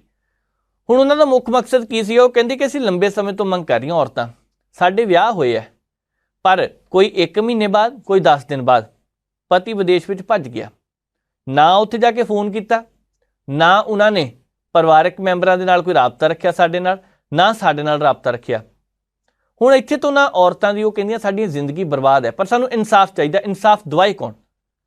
NRI ਥਾਣਿਆਂ ਦੇ ਵਿੱਚ ਕੰਪਲੇਂਟ ਕੀਤੀ ਗਈ, ਪੁਲਿਸ ਥਾਣਿਆਂ ਦੇ ਵਿੱਚ ਪਤਾ ਨਹੀਂ ਕਿੰਨੀਆਂ ਕੁ ਕੰਪਲੇਂਟਾਂ, ਪਿੰਡਾਂ ਦੀਆਂ ਕੁਝ ਕੁ ਪੰਚਾਇਤਾਂ ਪਤਾ ਨਹੀਂ ਕਿੰਨੀਆਂ ਕੁ ਰਿਪੋਰਟਾਂ ਉਹਨਾਂ ਤੱਕ ਪਹੁੰਚੀਆਂ ਹੋਣੀਆਂ, ਕਿੰਨੇ ਕੁ ਉਹਨਾਂ ਨੇ ਸਮਝੌਤੇ ਕਰਾਉਣ ਦੀ ਕੋਸ਼ਿਸ਼ ਕੀਤੀ ਹੋਣੀ, ਪਤਾ ਨਹੀਂ, ਗੱਲ ਤਾਂ ਪਹੁੰਚੀ ਹੋਏਗੀ ਕਦੇ ਨਾ ਕਦੇ। ਪਰ ਥਾਣੇ ਦੇ ਵਿੱਚ ਵਾਧੂ ਰਿਪੋਰਟਾਂ। NRI ਥਾਣੇ ਦੇ ਵਿੱਚ ਵੀ ਜਿਹੜੀ ਖਬਰ ਸਾਹਮਣੇ ਆਈ ਹੈ, ਹੁਣ ਪੰਜਾਬ ਪੁਲਿਸ ਨੇ ਜਿਹੜੇ ਇਹ ਪਤੀ ਭੱਜ ਕੇ ਵਿਦੇਸ਼ ਵਿੱਚ ਚਲੇ ਗਏ ਆ, ਉਹਨਾਂ ਦੇ ਵਿੱਚੋਂ ਕੁਝ ਨੂੰ ਭਗੌੜੇ ਕਰਾਰ ਦੇ ਦਿੱਤਾ। NRI ਥਾਣੇ ਵਿੱਚ ਧੋਖਾਧੜੀ ਜਾਂ ਵਿਆਹ ਸੰਬੰਧੀ ਦਰਜ ਹੋਏ ਜਿਹੜੇ ਕੇਸ ਹੈ, ਉਹਨਾਂ ਦੀ ਗਿਣਤੀ 331 ਹੈ। 331 ਪ੍ਰਵਾਸੀ ਪੰਜਾਬੀਆਂ ਨੂੰ ਭਗੌੜੇ ਐਲਾਨੇ ਆ, ਤੇ ਇਹਨਾਂ ਦੇ ਵਿੱਚੋਂ 255 ਵੱਖ-ਵੱਖ ਮੁਲਕਾਂ ਦੇ ਵਿੱਚ ਬੈਠੇ ਆ। ਵੱਡੀ ਗੱਲ ਇਹ ਹੈ, ਇਹਦੇ ਵਿੱਚੋਂ ਯੂਰਪ ਦੇ ਇਲਾਕੇ 'ਚ ਜਾਂ ਵੱਡੇ ਮੁਲਕਾਂ ਦੇ ਵਿੱਚ ਵੀ ਕਈ ਹੈਗੇ ਆ। ਉਹ ਕੁੜੀਆਂ ਜਿਨ੍ਹਾਂ ਦੇ ਵਿਆਹ ਹੋਏ ਆ, ਉਹ ਤਾਂ ਇੱਧਰ ਰਹਿ ਗਈਆਂ। ਹੁਣ ਇਹਨਾਂ ਨੂੰ ਭਗੌੜੇ ਕਰਾਰ ਦੇ ਦਿੱਤਾ, ਨਾ ਤਲਾਕ ਹੋਇਆ, ਨਾ ਕੋਈ ਰਾਬਤਾ ਕਾਇਮ ਹੋ ਰਿਹਾ, ਜਾਣ ਕਿੱਧਰ ਨੂੰ? ਜਿਨ੍ਹਾਂ ਨੇ ਵਿਦੇਸ਼ ਵਿੱਚ ਜਾਣ ਦੇ ਸੁਪਨੇ ਦੇਖੇ ਸੀ, ਜਿਨ੍ਹਾਂ ਦੇ ਮਾਪਿਆਂ ਨੇ ਇਸ ਕਰਕੇ ਵਿਆਹ ਕੀਤਾ ਸੀ, ਚਲੋ ਆਉਣ ਵਾਲੇ ਸਮੇਂ ਸਾਡੀਆਂ ਧੀਆਂ ਸੁਖੀ ਰਹਿਣਗੀਆਂ, ਉਹ ਕਿੱਧਰ ਨੂੰ ਜਾਣ? ਬੜੇ ਵੱਡੇ ਇਸ ਤਰ੍ਹਾਂ ਦੇ ਪੰਜਾਬ ਦੇ ਵਿੱਚ ਕੇਸ ਸਾਹਮਣੇ ਆਏ ਆ। ਇਹਨਾਂ ਭਗੌੜਿਆਂ 'ਚ 65 NRI ਔਰਤਾਂ ਵੀ ਸ਼ਾਮਲ ਆ, ਜਿਨ੍ਹਾਂ ਨੇ ਆਪਣਿਆਂ ਨਾਲ ਧੋਖਾ ਕੀਤਾ। ਤੇ ਇਸ ਵੇਲੇ 147 ਭਗੌੜੇ ਵਿਦੇਸ਼ਾਂ ਦੇ ਵਿੱਚ ਬੈਠੇ ਆ। ਵਿਦੇਸ਼ਾਂ ਵਿੱਚ ਬੈਠੇ 59 ਭਗੌੜੇ ਉਹ ਵੀ ਹੈ ਜਿਨ੍ਹਾਂ ਨੇ ਆਪਣਿਆਂ ਦੇ ਨਾਲ ਵਿੱਤੀ ਠੱਗੀ ਵੀ ਮਾਰੀ ਹੈ, ਲੱਖਾਂ ਦੀ ਰਕਮ ਵੀ ਘਰ ਗਏ, ਧੋਖਾ ਕਰ ਗਏ, ਦੌੜ ਗਏ। ਕੁੱਲ 331 ਭਗੌੜਿਆਂ ਦੇ ਵਿੱਚੋਂ 287 ਨੂੰ ਤਾਂ ਗੰਭੀਰ ਜੁਰਮ ਦਾ ਕਰਕੇ ਅਦਾਲਤ ਨੇ ਭਗੌੜੇ ਐਲਾਨੇ। ਇਹਨਾਂ ਦੇ ਵਿੱਚੋਂ 158 ਸੰਬੰਧੀ ਜਿਹੜੇ ਕੇਸ ਦਰਜ ਹੋਏ ਆ ਉਹ ਦਾਜ ਦਹੇਜ ਦੇ ਵੀ ਹੈਗੇ ਆ। ਇਹਦਾ ਮਤਲਬ ਹੈ ਇਹਨਾਂ ਨੇ ਦਾਜ ਦਹੇਜ ਵੀ ਲਿਆ, ਇਹਨਾਂ ਨੇ ਵਿੱਤੀ ਤੌਰ ਤੇ ਵੀ ਬੰਦਿਆਂ ਦਾ ਚੰਗਾ ਨੁਕਸਾਨ ਕਰਾਇਆ। ਵਿਆਹ ਵੀ ਜਦੋਂ ਕਹਿੰਦੇ ਇਹਨਾਂ ਦੇ ਵਿੱਚੋਂ ਕੁਛ ਦਾ ਹੋਇਆ, ਉਹਨਾਂ ਨੇ ਕਹਿ ਕੇ ਚੰਗੇ ਪੈਸੇ ਖਰਚਾਏ ਕਿ ਕੋਈ ਨਹੀਂ ਜੀ ਤੁਸੀਂ ਵਿਆਹ ਵਧੀਆ ਕਰ ਦਿਓ, ਸਾਡਾ ਕੋਈ ਰਿਸ਼ਤੇਦਾਰ ਇਹ ਨਾ ਕਹੇ ਕਿ ਕੁੜੀ ਵਾਲਿਆਂ ਨੇ ਚੰਗਾ ਨਹੀਂ ਕੀਤਾ। ਚੰਗੇ ਠੋਕਵੇਂ ਪੈਸੇ ਲਵਾਏ ਆ, ਪਰ ਇਹਨਾਂ ਦੇ ਵਿੱਚੋਂ ਜਿਹੜੇ ਵਾਪਸੀ ਨਹੀਂ ਆਏ ਉੱਥੇ ਨੁਕਸਾਨ ਕਿਹਦਾ? ਪਰਿਵਾਰ ਦਾ। ਨੁਕਸਾਨ ਕਿਹਦਾ? ਉਹਨਾਂ ਧੀਆਂ ਦਾ, ਉਹਨਾਂ ਕੁੜੀਆਂ ਦਾ। ਤੇ ਇਹਨਾਂ ਵਿੱਚੋਂ ਵੱਡੀ ਗਿਣਤੀ ਵਿੱਚ ਇਸ ਵੇਲੇ ਇਹ ਕੰਪਲੇਂਟ ਲੈ ਕੇ ਦਰ ਦੀਆਂ ਠੋਕਰਾਂ ਖਾ ਰਹੀਆਂ ਨੇ ਆਪਣੇ ਮਾਪਿਆਂ ਨਾਲ ਕਿ ਸਾਨੂੰ ਇਨਸਾਫ ਦਿੱਤਾ ਜਾਵੇ। ਹਾਲਾਂਕਿ ਪਿਛਲੇ ਦਿਨੀ ਇਹ ਚਰਚਾ ਚੱਲੀ ਸੀ, ਇਸ ਮੁੱਦੇ ਨੂੰ ਲੈ ਕੇ ਗੰਭੀਰਤਾ ਦਿਖਾਈ ਗਈ ਕਿ ਆਉਣ ਵਾਲੇ ਦਿਨਾਂ 'ਚ ਕਿਤੇ ਨਾ ਕਿਤੇ ਕੋਈ ਫੈਸਲਾ ਲਿਆ ਜਾਵੇਗਾ। ਅੱਜ ਪੰਜਾਬ ਪੁਲਿਸ ਨੇ ਭਗੌੜੇ ਕਰਾਰ ਦਿੱਤਾ, ਪਰ ਕੀ ਭਗੌੜੇ ਕਰਾਰ ਦੇਣ ਦੇ ਨਾਲ ਇਨਸਾਫ ਮਿਲ ਗਿਆ? ਹੁਣ ਚਰਚਾ ਤਾਂ ਇਹ ਵੀ ਚੱਲਦੀ ਪਈ ਹੈ ਕਿ ਦਰਜ ਕੇਸਾਂ ਵਿੱਚ ਸਭ ਤੋਂ ਵੱਧ 55 ਭਗੌੜੇ ਅਮਰੀਕਾ ਵਿੱਚ ਬੈਠੇ ਆ। ਇਸੇ ਤਰ੍ਹਾਂ ਯੂਕੇ ਦੇ ਵਿੱਚ 46, ਕੈਨੇਡਾ ਦੇ ਵਿੱਚ 34, ਆਸਟ੍ਰੇਲੀਆ ਵਿੱਚ 23, ਜਰਮਨੀ ਤੇ ਨਿਊਜ਼ੀਲੈਂਡ ਦੇ ਵਿੱਚ ਸ਼ਾਇਦ 7 ਉਹਨਾਂ ਦੀ ਗਿਣਤੀ ਹੈਗੀ ਆ। ਹੁਣ ਜੇਕਰ ਇਹ ਅੰਕੜਾ ਇੰਨਾ ਵੱਡਾ ਪਹੁੰਚ ਗਿਆ, NRA ਥਾਣੇ ਦੇ ਵਿੱਚ ਵੀ ਮਾਮਲੇ ਦਰਜ ਹੈ, ਇੱਥੇ ਸਰਕਾਰ ਨੂੰ ਚਾਹੀਦਾ ਕਿਸੇ ਨਾ ਕਿਸੇ ਤਰੀਕੇ ਦਖਲਅੰਦਾਜ਼ੀ ਕੀਤੀ ਜਾਵੇ। ਜਦੋਂ ਵਿਦੇਸ਼ਾਂ ਦੇ ਵਿੱਚ ਕੁਝ ਲੋਕ ਫਸ ਜਾਂਦੇ ਆ ਤਾਂ ਉਸ ਵੇਲੇ ਸਰਕਾਰ ਕਿਸੇ ਨਾ ਕਿਸੇ ਪਹੁੰਚ ਕਰਕੇ ਤਰੀਕੇ ਨਾਲ ਉਹਨਾਂ ਲੋਕਾਂ ਨੂੰ, ਫਸੇ ਹੋਏ ਲੋਕਾਂ ਨੂੰ ਵਾਪਸ ਲੈ ਆਉਂਦੀ ਹੈ। ਕਿ ਇੱਥੇ ਵੀ ਕੋਈ ਪ੍ਰਬੰਧ ਕੀਤਾ ਜਾ ਸਕਦਾ? ਕਿ ਇੱਥੇ ਵੀ ਸਰਕਾਰ ਕੋਈ ਇਸ ਤਰ੍ਹਾਂ ਦੇ ਕਦਮ ਉਠਾ ਸਕਦੀ ਹੈ ਕਿ ਲੰਬੇ ਸਮੇਂ ਤੋਂ ਜਿਹੜੇ ਮਾਪੇ, ਜਿਹੜੇ ਧੀਆਂ ਇਸ ਗੱਲ ਦੇ ਵਿੱਚ ਲੰਬੇ ਸਮੇਂ ਤੋਂ ਡੁੱਬੀਆਂ ਹੋਈਆਂ ਨੇ ਇਸ ਗਮ ਦੇ ਵਿੱਚ, ਉਹਨਾਂ ਨੂੰ ਬਾਹਰ ਕੱਢਿਆ ਜਾ ਸਕਦਾ? ਇਹ ਆਉਣ ਵਾਲਾ ਸਮਾਂ ਦੱਸੇਗਾ। ਸਰਕਾਰ ਨੂੰ ਚਾਹੀਦਾ ਕਿ ਇੱਥੇ ਥੋੜ੍ਹਾ ਜਿਹਾ ਸਖਤੀ ਨਾਲ ਕਾਰਵਾਈ ਕੀਤੀ ਜਾਵੇ। ਵੈਸੇ ਸਰਕਾਰ ਸਖਤ ਕਾਰਵਾਈ ਕਰਦੀ ਵੀ ਪਈ ਹੈ, ਪਰ ਦੇਖਦੇ ਹਾਂ ਆਉਣ ਵਾਲੇ ਦਿਨਾਂ ਦੌਰਾਨ ਗੱਲ ਕਿੱਧਰ ਨੂੰ ਜਾਂਦੀ ਹੈ। ਅੱਗੇ ਵਧਦੇ ਹਾਂ, ਗੱਲ ਕਰਨੀ ਆ ਭਾਰਤ ਦੀ ਤੇ ਕੈਨੇਡਾ ਦੀ। ਇਸ ਵੇਲੇ ਸੋਸ਼ਲ ਮੀਡੀਆ ਤੇ ਪੋਸਟਾਂ ਦਾ ਹੜ੍ਹ ਆਇਆ ਪਿਆ। ਹਰ ਇੱਕ ਬੰਦੇ ਨੂੰ ਲੱਗਦਾ ਪਿਆ ਕਿ ਜੋ ਉਹ ਗੱਲ ਕਹਿ ਰਹੇ ਹੋ ਸੱਚੀ ਹੈ। ਅੱਜ ਸਵੇਰ ਤੋਂ ਹੀ ਇਸ ਗੱਲ ਦੇ ਬਹੁਤ ਜ਼ਿਆਦਾ ਚਰਚੇ ਹੋ ਰਹੇ ਨੇ ਕਿ ਭਾਰਤ ਨੇ ਕੈਨੇਡਾ ਦੇ ਨਾਗਰਿਕ ਜਿਹੜੇ ਨੇ ਉਹਨਾਂ ਦੇ ਇੱਧਰ ਆਉਣ ਤੇ ਪਾਬੰਦੀ ਲਗਾ ਦਿੱਤੀ ਹੈ। ਇੱਕ ਕੰਪਨੀ ਦਾ ਨਾਮ ਆਇਆ, ਬਾਅਦ ਦੇ ਵਿੱਚ ਕੁਝ ਘੰਟਿਆਂ ਬਾਅਦ ਇਹ ਖਬਰ ਆ ਗਈ ਕਿ ਉਸ ਕੰਪਨੀ ਨੇ ਜਿਹੜਾ ਨੋਟਿਸ ਜਾਰੀ ਕੀਤਾ ਸੀ ਉਹਨੂੰ ਹਟਾ ਦਿੱਤਾ ਗਿਆ। ਹਾਲਾਂਕਿ ਸਾਰੇ ਪਾਸੇ ਉਹ ਨੋਟਿਸ ਅੱਜ ਸਵੇਰ ਦਾ ਵਾਇਰਲ ਹੋ ਰਿਹਾ, ਪਰ ਵੱਡੀ ਗੱਲ ਇਹ ਹੈ ਕਿ ਇਸ ਮਸਲਿਆਂ ਤੇ ਅਜੇ ਅਫਵਾਹਾਂ ਬਹੁਤ ਉੱਡ ਰਹੀਆਂ ਨੇ। ਇਹ ਤੋਂ ਬਚਣ ਦੀ ਜ਼ਰੂਰਤ ਹੈ। ਦਰਅਸਲ ਕੈਨੇਡਾ ਦੇ ਭਾਰਤ ਦੇ ਵਿਚਕਾਰ ਜੋ ਸਬੰਧ ਇਸ ਵੇਲੇ ਵਿਗੜਦੇ ਦਿਖਾਈ ਦੇ ਰਹੇ ਨੇ, ਹੋ ਸਕਦਾ ਇਹ ਸੁਧਰ ਵੀ ਜਾਣ, ਪਰ ਜਿਸ ਹਿਸਾਬ ਦੇ ਨਾਲ ਰੌਲਾ ਪਿਆ, ਬਹੁਤ ਸਾਰੇ ਲੋਕ ਕਹਿੰਦੇ ਜੀ ਉੱਥੇ ਦੀਆਂ ਵੋਟਾਂ ਦਾ ਮਾਮਲਾ ਇਸ ਕਰਕੇ ਮਸਲੇ ਨਾਲ ਜੋੜਿਆ ਗਿਆ। ਬਹੁਤ ਸਾਰੇ ਲੋਕ ਕਹਿ ਰਹੇ ਨੇ ਕਿ ਜਾਣਬੁੱਝ ਕੇ ਇਸ ਮਾਮਲੇ ਨੂੰ ਹਵਾ ਦਿੱਤੀ ਜਾ ਰਹੀ ਹੈ। ਤੁਸੀਂ ਦੇਖੋ, ਇੱਕ ਦਿਨ ਭਾਰਤ ਵਾਲੇ ਪਾਸਿਓਂ ਕੋਈ ਕਾਰਵਾਈ ਕੀਤੀ ਜਾਂਦੀ ਹੈ, ਪਹਿਲਾਂ ਕੈਨੇਡਾ ਵਾਲੇ ਪਾਸਿਓਂ ਹੁੰਦੀ ਹੈ, ਫਿਰ ਇੱਧਰੋਂ ਵੀ ਉਸੇ ਤਰ੍ਹਾਂ ਦੀ ਇੱਕ ਕਾਰਵਾਈ ਕਰ ਦਿੱਤੀ ਜਾਂਦੀ ਹੈ। ਡਿਪਲੋਮੈਟ ਨੂੰ ਉਹਨਾਂ ਨੇ ਬਾਹਰ ਦਾ ਰਸਤਾ ਦਿਖਾਤਾ, ਇਹਨਾਂ ਨੇ ਵੀ ਦਿਖਾਤਾ। ਹੁਣ ਰੋਕਾਂ ਦੀ ਗੱਲ ਚੱਲਦੀ ਪਈ ਹੈ। ਕੈਨੇਡਾ ਵਾਲੇ ਪਾਸਿਓਂ ਚੱਲਦੇ ਪ੍ਰੋਗਰਾਮ ਤੱਕ ਸਿਰਫ ਇੱਕ ਅਜੇ ਤੱਕ ਅਪਡੇਟ ਆਈ ਹੈ। ਉਹ ਕਹਿੰਦੇ ਆ ਜੀ ਜਿਹੜੇ ਉੱਥੇ ਵਿਦਿਆਰਥੀ ਨੇ, ਜਿਹੜੇ ਉੱਥੇ ਲੋਕ ਨੇ, ਉਹਨਾਂ ਨੂੰ ਕਿਸੇ ਤਰ੍ਹਾਂ ਦੀ ਕੋਈ ਵੀ ਸਮੱਸਿਆ ਨਹੀਂ ਆਉਣ ਦਿੱਤੀ ਜਾਵੇਗੀ। ਉੱਥੋਂ ਦੇ ਇਮੀਗ੍ਰੇਸ਼ਨ ਦੇ ਇੱਕ ਅਧਿਕਾਰੀ ਨੇ ਇਹ ਗੱਲ ਕਹੀ ਹੈ। ਜੇਕਰ ਇਹ ਗੱਲ ਸਹੀ ਹੈ, ਇਹਦਾ ਮਤਲਬ ਹੈ ਉਹ ਵੀ ਚਾਹੁੰਦੇ ਆ ਕਿ ਕੋਈ ਸਮੱਸਿਆ ਨਾ ਆਵੇ, ਕਿਉਂਕਿ ਨੁਕਸਾਨ ਦੋਹਾਂ ਮੁਲਕਾਂ ਨੂੰ ਹੋਣਾ, ਵਪਾਰਕ ਤੌਰ ਤੇ ਬਹੁਤ ਵੱਡਾ ਨੁਕਸਾਨ ਹੋਣਾ। $8.5 ਅਰਬ ਦਾ ਵਪਾਰ ਦੋਹਾਂ ਮੁਲਕਾਂ ਦੇ ਵਿਚਕਾਰ ਹੁੰਦਾ ਹੈ ਤੇ ਉਹ ਥੋੜੀ ਨਹੀਂ ਹੁੰਦੀ ਰਕਮ। ਵੱਡੀ ਗੱਲ ਇਹ ਹੈ, ਕੈਨੇਡਾ ਦੇ ਵਿੱਚ ਜੇਕਰ ਭਾਰਤੀ ਵੱਡੀ ਗਿਣਤੀ 'ਚ ਆ, ਪੰਜਾਬੀ ਵੱਡੀ ਗਿਣਤੀ 'ਚ ਆ, ਦੂਜੇ ਸੂਬਿਆਂ ਤੋਂ ਵੀ ਬਹੁਤ ਸਾਰੇ ਲੋਕ ਉੱਥੇ ਪਹੁੰਚੇ ਆ, ਦੂਸਰੇ ਮੁਲਕਾਂ ਤੋਂ ਵੀ ਲੋਕ ਆਉਂਦੇ ਆ। ਜਦੋਂ ਇਸ ਤਰ੍ਹਾਂ ਦਾ ਕੋਈ ਫੈਸਲਾ ਲਿਆ ਜਾਂਦਾ ਤੇ ਉਹਦਾ ਕਈ ਦੇਸ਼ਾਂ ਤੇ ਪ੍ਰਭਾਵ ਪੈਂਦਾ ਹੈ। ਇੱਕ ਚਰਚਾ ਹੋਰ ਚੱਲਦੀ ਪਈ ਹੈ, ਖਬਰਾਂ ਦੇ ਅਨੁਸਾਰ ਹੀ ਇਹ ਦਿਖਾਇਆ ਜਾ ਰਿਹਾ, ਵੱਖ-ਵੱਖ ਰਿਪੋਰਟਾਂ ਦਿਖਾਇਆ ਜਾ ਰਿਹਾ, ਆਸਟ੍ਰੇਲੀਆ ਨੇ ਆਹ ਫੈਸਲਾ ਲੈ ਲਿਆ ਜੀ, ਅਮਰੀਕਾ ਨੇ ਆਹ ਗੱਲ ਕਹਿ ਦਿੱਤੀ ਹੈ, UK ਨੇ ਆਹ ਗੱਲ ਕਹਿ ਦਿੱਤੀ ਹੈ। ਅਜੇ ਤੱਕ ਖੁੱਲ੍ਹ ਕੇ ਕਿਸੇ ਵੀ ਦੇਸ਼ ਨੇ ਨਾ ਤਾਂ ਖਿਲਾਫ ਬੋਲਿਆ ਤੇ ਨਾ ਹੀ ਕੋਈ ਦੇਸ਼ ਖੁੱਲ੍ਹ ਕੇ ਹੱਕ ਵਿੱਚ ਕਿਸੇ ਦੇ ਵੀ ਆਇਆ। ਜਿਹੜਾ ਅਸਲ ਦੇ ਵਿੱਚ ਬਿਆਨ ਆਇਆ ਉਹ ਬਿਆਨ ਹੈ ਕਿ ਚਿੰਤਾ ਜ਼ਾਹਰ ਕੀਤੀ ਜਾ ਰਹੀ ਹੈ, ਚਿੰਤਾ ਜ਼ਾਹਰ ਕੀਤੀ ਜਾ ਰਹੀ ਹੈ। ਉਸ ਸ਼ਬਦ ਨੂੰ ਸਾਰੇ ਭੁਲਾ ਕੇ ਆਪਣੇ ਆਪਣੇ ਤਰੀਕੇ ਨਾਲ ਉਸ ਗੱਲ ਨੂੰ ਕੋਡ ਕਰ ਰਹੇ ਹੈ, ਜਦ ਕਿ ਇਹ ਗਲਤ ਹੈ। ਹਾਂ ਠੀਕ ਹੈ, ਦੋਹੇ ਮੁਲਕਾਂ ਦੇ ਵਿੱਚ ਜਿਸ ਹਿਸਾਬ ਦੇ ਨਾਲ ਇਸ ਵੇਲੇ ਤਕਰਾਰ ਚੱਲਦੀ ਪਈ ਹੈ, ਹੋ ਸਕਦਾ ਹੈ ਵੱਜ ਜਾਵੇ, ਪਰ ਜੇਕਰ ਟੇਬਲ ਟਾਕ ਹੋ ਜਾਵੇ, ਬੈਠ ਕੇ ਗੱਲਬਾਤ ਕੀਤੀ ਜਾਵੇ। ਹੁਣ ਘਰਾਂ ਦੇ ਵਿੱਚ ਬੈਠਿਆਂ ਨੂੰ ਕੀ ਪਤਾ ਲੱਗਦਾ ਪਿਆ ਕਿ ਵਿਦੇਸ਼ ਮੰਤਰਾਲੇ ਦੇ ਵਿੱਚ ਕੀ ਚੱਲਦਾ ਪਿਆ। ਹੋ ਸਕਦਾ ਕਿ ਉਹਨਾਂ ਨੇ ਕੁਛ ਨਾ ਕਿਸੇ ਅਧਿਕਾਰੀ ਨੂੰ ਉੱਥੇ ਪਹੁੰਚ ਕਰ ਵੀ ਲਈ ਹੋਵੇ, ਹੋ ਸਕਦਾ ਦੋਹੇ ਮੁਲਕਾਂ ਦੇ ਵਿਚਕਾਰ ਗੱਲਬਾਤ ਹੋ ਵੀ ਗਈ ਹੋਵੇ, ਪਰ ਜਿਹੜਾ ਆਹ ਇੱਕ ਅਫਵਾਹਾਂ ਫੈਲਾਉਣ ਦਾ ਸਿਲਸਿਲਾ ਚੱਲਦਾ ਪਿਆ, ਇਹ ਤੋਂ ਥੋੜ੍ਹਾ ਬਚਣ ਦੀ ਜ਼ਰੂਰਤ ਹੈ। ਕੈਨੇਡਾ ਵਾਲਿਆਂ ਨੂੰ ਵੀ ਪਤਾ ਹੈ, ਉੱਥੋਂ ਦੀ ਸਰਕਾਰ ਨੂੰ ਵੀ ਪਤਾ ਹੈ ਕਿ ਕਰੋੜਾਂ ਰੁਪਏ ਦਾ ਅਰਥ ਵਿਵਸਥਾ ਨੂੰ ਨੁਕਸਾਨ ਹੋ ਸਕਦਾ ਹੈ। ਕਿਉਂਕਿ ਜੇਕਰ ਭਾਰਤ ਦੀ ਗੱਲ ਚੱਲਦੀ ਹੈ, ਪੰਜਾਬ ਦੀ ਗੱਲ ਚੱਲਦੀ ਹੈ, ਹਰਿਆਣੇ ਤੋਂ ਦੇਖ ਲਓ ਕਿੰਨੇ ਜਿਹੜੇ ਵਿਦਿਆਰਥੀ ਉੱਥੇ ਪੜ੍ਹਨ ਜਾਂਦੇ ਆ। 2013 ਤੋਂ ਲੈ ਕੇ ਕੈਨੇਡਾ ਦੇ ਵਿੱਚ 3 ਗੁਣਾ ਸੰਖਿਆ ਵਧੀ ਹੈ, 3 ਗੁਣਾ। ਹੁਣ ਇਹਨਾਂ ਦੇ ਵਿੱਚੋਂ ਭਾਰਤੀ ਪ੍ਰਵਾਸੀਆਂ ਦੀ ਗੱਲ ਕਰਦਾ ਮੈਂ, 3 ਗੁਣਾ ਜੇਕਰ 2013 ਤੋਂ ਬਾਅਦ ਗਿਣਤੀ ਵਧੀ ਹੈ, ਅੰਦਾਜ਼ਾ ਲਗਾਇਆ ਜਾ ਸਕਦਾ ਹੈ। ਰਾਜਨੀਤਿਕ ਮਾਮਲਿਆਂ ਵਿੱਚ ਉੱਥੋਂ ਦੇ ਕੁਝ ਸਲਾਹਕਾਰ ਨੇ, ਇੱਥੋਂ ਦੇ ਕੁਝ ਸਲਾਹਕਾਰ ਨੇ, ਉਹ ਵੀ ਕਹਿੰਦੇ ਆ ਕਿ ਇਹਦੇ ਨਾਲ ਤਣਾਅ ਤਾਂ ਥੋੜ੍ਹਾ ਜਿਹਾ ਪੈਦਾ ਹੋਇਆ ਦੋਹਾਂ ਮੁਲਕਾਂ ਦੇ ਵਿਚਕਾਰ, ਪਰ ਜੇਕਰ ਕਹੀਏ ਬਿਲਕੁਲ ਸਥਿਤੀ ਖਰਾਬ ਹੋ ਚੁੱਕੀ ਹੈ, ਉੱਥੇ ਤਾਂ ਗੱਲ ਤਾਂ ਨਹੀਂ ਪਹੁੰਚੀ ਨਾ। ਅਸੀਂ ਕਹਿੰਦੇ ਇੱਦਾਂ ਦੀ ਗੱਲ ਹੋਵੇ ਵੀ ਨਾ। ਫਿਲਹਾਲ ਕੈਨੇਡਾ ਪ੍ਰਸ਼ਾਸਨ ਜਾਂ ਇਮੀਗ੍ਰੇਸ਼ਨ ਸਰਵਿਸ ਵੱਲੋਂ ਅਜਿਹਾ ਕੋਈ ਅਪਡੇਟ ਨਹੀਂ ਆਇਆ ਜੋ ਭਾਰਤੀ ਪ੍ਰਵਾਸੀਆਂ ਲਈ ਬਹੁਤ ਵੱਡੀ ਚਿੰਤਾ ਦਾ ਕੋਈ ਕਾਰਨ ਬਣ ਗਿਆ ਹੋਵੇ। ਇਸ ਕਰਕੇ ਅਫਵਾਹਾਂ ਤੇ ਬ੍ਰੇਕ ਲਗਾਉਣੀ ਚਾਹੀਦੀ ਹੈ। ਕੁਝ ਚਟਕਾਰੇ ਵਾਲੀਆਂ ਖਬਰਾਂ, ਕੁਝ ਮਸਾਲਿਆਂ ਵਾਲੀਆਂ ਖਬਰਾਂ ਪਰੋਸੀਆਂ ਜਾ ਰਹੀਆਂ ਨੇ, ਜਿਹਦੇ ਵਿੱਚ ਇਹ ਗੱਲ ਕਹੀ ਜਾ ਰਹੀ ਹੈ ਜੀ ਬਸ ਆ ਲੋ ਜੀ ਵੀਜ਼ੇ ਕਰ ਦਿੱਤੇ ਬੰਦ, ਭਾਰਤੀ ਵਿਦਿਆਰਥੀਆਂ ਨੂੰ ਵਿਦੇਸ਼ ਵਿੱਚ ਬਹੁਤ ਸਾਰੀਆਂ ਸਮੱਸਿਆਵਾਂ ਆਉਣਗੀਆਂ ਨਹੀਂ, ਆ ਸਕਦੀਆਂ ਨੇ। ਬੜਾ ਫਰਕ ਹੈ। ਹੋ ਸਕਦਾ ਹੈ ਕਿ ਇੱਥੇ ਮਹਿੰਗਾਈ ਹੈ ਕੈਨੇਡਾ ਦੇ ਵਿੱਚ, ਭਾਰਤ ਵਿੱਚ ਵੀ ਵਧਦੀ ਹੈ, ਕੈਨੇਡਾ ਵਿੱਚ ਵੀ ਵੱਧਦੀ ਪਈ ਹੈ। ਆਟੇ ਦੀਆਂ ਕੀਮਤਾਂ ਵਧੀਆਂ ਹੋਈਆਂ ਨੇ, ਸੌਦੇ ਦੀਆਂ, ਸਾਰਾ ਕਰਿਆਨੇ ਦਾ ਦੇਖ ਲਓ, ਹਰ ਇੱਕ ਦੀਆਂ ਕੀਮਤਾਂ ਵਧੀਆਂ ਹੋਈਆਂ ਨੇ। ਅਮਰੀਕਾ ਵਰਗੇ ਮੁਲਕ ਵਿੱਚ ਗੈਸ ਦੀਆਂ ਕੀਮਤਾਂ ਵਧੀਆਂ, ਕੈਨੇਡਾ ਵਿੱਚ ਵੀ ਵੱਧ ਸਕਦੀਆਂ ਨੇ। ਹੋ ਸਕਦਾ ਕਿ ਆਉਣ ਵਾਲੇ ਦਿਨਾਂ ਦੇ ਦੌਰਾਨ ਥੋੜ੍ਹੀ ਬਹੁਤੀ ਮਹਿੰਗਾਈ ਹੋਰ ਦੇਖਣ ਨੂੰ ਮਿਲ ਜੇ। ਉਹਦਾ ਅਸਰ ਭਾਰਤੀਆਂ ਤੇ ਵੀ ਪੈਣਾ, ਪੰਜਾਬੀਆਂ ਤੇ ਵੀ ਪੈਣਾ, ਉੱਥੋਂ ਦੇ ਲੋਕਾਂ ਤੇ ਵੀ ਪੈਣਾ। ਪਰ ਜੇਕਰ ਇਹ ਕਹਿ ਦਈਏ ਕਿ ਸਾਰਾ ਕੁਝ ਹੀ ਖਤਮ ਹੋ ਜਾਣਾ, ਉਹ ਨਹੀਂ ਹੋ ਸਕਦਾ। ਕੈਨੇਡਾ ਵਿੱਚ ਪੜ੍ਹ ਰਹੇ ਵਿਦਿਆਰਥੀਆਂ ਵਿੱਚ 40% ਭਾਰਤੀ ਹੈ ਤੇ ਇਹਨਾਂ ਦਾ ਫਾਇਦਾ ਕੈਨੇਡਾ ਨੂੰ ਵੀ ਹੁੰਦਾ, ਕਿਉਂਕਿ ਉੱਥੋਂ ਦੇ ਵਿਦਿਆਰਥੀਆਂ ਦੀ ਫੀਸ ਘੱਟ ਹੈ, ਪਰ ਅੰਤਰਰਾਸ਼ਟਰੀ ਪੱਧਰ ਤੇ ਜਿਹੜੇ ਵਿਦਿਆਰਥੀ ਆਉਂਦੇ ਉਹਨਾਂ ਦੀ ਫੀਸ ਵਿੱਚ 40-45% ਦਾ ਫਰਕ ਹੁੰਦਾ ਹੈ। ਤੇ ਉਹ 45% ਦੀ ਫੀਸ ਕੀ ਕੈਨੇਡਾ ਸਿੱਧੇ ਤੌਰ ਤੇ ਛੱਡ ਦੇਗਾ? ਹਾਂ, ਕੱਲ ਦੋਹਾਂ ਮੁਲਕਾਂ ਨੇ ਕੁਝ ਐਡਵਾਈਜ਼ਰੀ ਜਾਰੀ ਕੀਤੀ ਹੈ। ਉਸ ਐਡਵਾਈਜ਼ਰੀ ਦੇ ਵਿੱਚ ਕੈਨੇਡਾ ਨੇ ਇਹ ਗੱਲ ਕਹੀ ਹੈ ਕਿ ਰਾਜਸਥਾਨ ਵਾਲੇ ਪਾਸੇ ਜਾਂ ਜੰਮੂ ਕਸ਼ਮੀਰ ਦੇ ਵਿੱਚ ਲੋਕ ਨਾ ਜਾਣ, ਸਾਡੇ ਦੇਸ਼ ਦੇ ਵਾਸੀ ਜਿਹੜੇ ਉਹਨਾਂ ਦੇ ਉਹ ਨਾ ਜਾਣ, ਖਤਰਾ ਹੋ ਸਕਦਾ ਹੈ। ਉਹ ਤੋਂ ਕੁਝ ਸਮੇਂ ਬਾਅਦ ਭਾਰਤ ਨੇ ਵੀ ਐਡਵਾਈਜ਼ਰੀ ਜਾਰੀ ਕੀਤੀ ਸੀ ਕਿ ਬਹੁਤ ਸਾਰੇ ਬੱਚੇ ਤੇ ਬਹੁਤ ਸਾਰੇ ਲੋਕ ਉੱਧਰ ਪੰਜਾਬੀ ਹੈਗੇ ਆ, ਉਹਨਾਂ ਨੂੰ ਖਿਆਲ ਰੱਖਣਾ ਚਾਹੀਦਾ। ਇਹੀ ਗੱਲ ਕਹੀ ਸੀਗੀ, ਤੀਸਰੀ ਗੱਲ ਤਾਂ ਕੋਈ ਨਹੀਂ ਹੋਈ। ਪਰ ਇੱਥੇ ਰਾਤੀ ਰੋਕ ਕੈਨੇਡਾ ਨੇ, ਪੰਜਾਬੀਆਂ ਦਾ ਜਾਣਾ ਬੰਦ ਹੋ ਜਾਏਗਾ, ਆਹ ਹੋ ਜਾਏਗਾ, ਉਹ ਹੋ ਜਾਏਗਾ। ਕੂਟਨੀਤਿਕ ਸੰਬੰਧਾਂ ਦੇ ਵਿੱਚ ਥੋੜ੍ਹੀ ਜਿਹੀ ਖੜੋਤ ਆਈ ਹੈ, ਪਰ ਆਉਂਦੇ ਦਿਨਾਂ ਨੂੰ ਸਾਰਾ ਕੁਝ ਠੀਕ ਹੋ ਸਕਦਾ ਹੈ। ਜਸਟਿਨ ਟਰੂਡੋ ਹੋਰਾਂ ਦੇ ਬਿਆਨ ਨੇ ਅਚਾਨਕ ਜੋ ਖਲਾਅ ਪੈਦਾ ਕੀਤਾ, ਜਿਸ ਹਿਸਾਬ ਦੇ ਨਾਲ ਅਚਾਨਕ ਇਹ ਪਰਿਵਰਤਨ ਆਇਆ, ਭਾਰਤ ਸਰਕਾਰ, ਕੈਨੇਡਾ ਸਰਕਾਰ, ਅਸੀਂ ਫਿਰ ਕਹਿੰਦੇ ਹਾਂ ਕਿ ਟੇਬਲ ਟਾਕ ਦਾ ਇਹ ਮਸਲਾ ਬੈਠ ਕੇ ਹੱਲ ਹੋਣਾ, ਗੱਲੀ ਬਾਤੀ ਹੱਲ ਹੋਣ ਵਾਲਾ ਨਹੀਂਗਾ। ਜਦੋਂ ਇਹ ਬਿਆਨ ਆਉਂਦਾ ਕਿ ਕੈਨੇਡਾ ਦੀ ਸਰਕਾਰ ਨੇ ਥੋੜ੍ਹੀ ਜਿਹੀ ਨਰਮੀ ਦਿਖਾਈ ਹੈ, ਜਦੋਂ ਇਹ ਬਿਆਨ ਆਉਂਦਾ ਕਿ ਇੱਕ ਅਖਬਾਰ ਦੀ ਇੰਟਰਵਿਊ ਦੇ ਦੌਰਾਨ ਕੈਨੇਡਾ ਦੇ ਪ੍ਰਧਾਨ ਮੰਤਰੀ ਹੋਰਾਂ ਨੇ, ਜਸਟਿਨ ਟਰੂਡੋ ਹੋਰਾਂ ਨੇ ਇਹ ਗੱਲ ਕਹੀ ਹੈ ਕਿ ਅਸੀਂ ਚਾਹੁੰਦੇ ਹਾਂ ਕਿ ਸਾਨੂੰ ਭਾਰਤ ਦਾ ਸਾਥ ਮਿਲੇ ਜਾਂਚ ਦੇ ਵਿੱਚ, ਤੇ ਇਹ ਖਬਰ ਨੂੰ ਤਾਂ ਕਿਸੇ ਨੇ ਦਿਖਾਇਆ ਹੀ ਨਹੀਂ। ਉੱਥੇ ਤਾਂ ਗੱਲਾਂ ਹੀ ਹੋਰ ਕੀਤੀਆਂ ਜਾ ਰਹੀਆਂ ਨੇ। ਚਲੋ ਪੰਜਾਬ ਵਾਲੇ ਪਾਸੇ ਵੀ ਵੱਖ-ਵੱਖ ਸਿਆਸਤਦਾਨਾਂ ਨੇ ਆਪਣੀਆਂ ਟਿੱਪਣੀਆਂ ਦਿੱਤੀਆਂ। ਕੁਝ ਕੁ ਸਿਆਸਤਦਾਨ ਕਹਿੰਦੇ ਆ ਕਿ ਇਹ ਜਿਹੜੇ ਦੋਸ਼ ਲੱਗੇ ਆ, ਜਿਹੜੇ ਬਿਆਨ ਦਿੱਤੇ ਆ, ਇਹ ਬੇਤੁਕੇ ਆ। ਅਸੀਂ ਇੱਥੇ ਕਹਿੰਦੇ ਕਿ ਇਹ ਸਰਕਾਰਾਂ ਦਾ ਕੰਮ ਹੈ, ਜਾਂਚ ਏਜੰਸੀਆਂ ਦਾ ਕੰਮ ਹੈ, ਕਿਸ ਹਿਸਾਬ ਦੇ ਨਾਲ ਉਹਨਾਂ ਨੇ ਜਾਂਚ ਕਰਨੀ ਤੇ ਕੀ ਫੈਸਲਾ ਦੇਣਾ।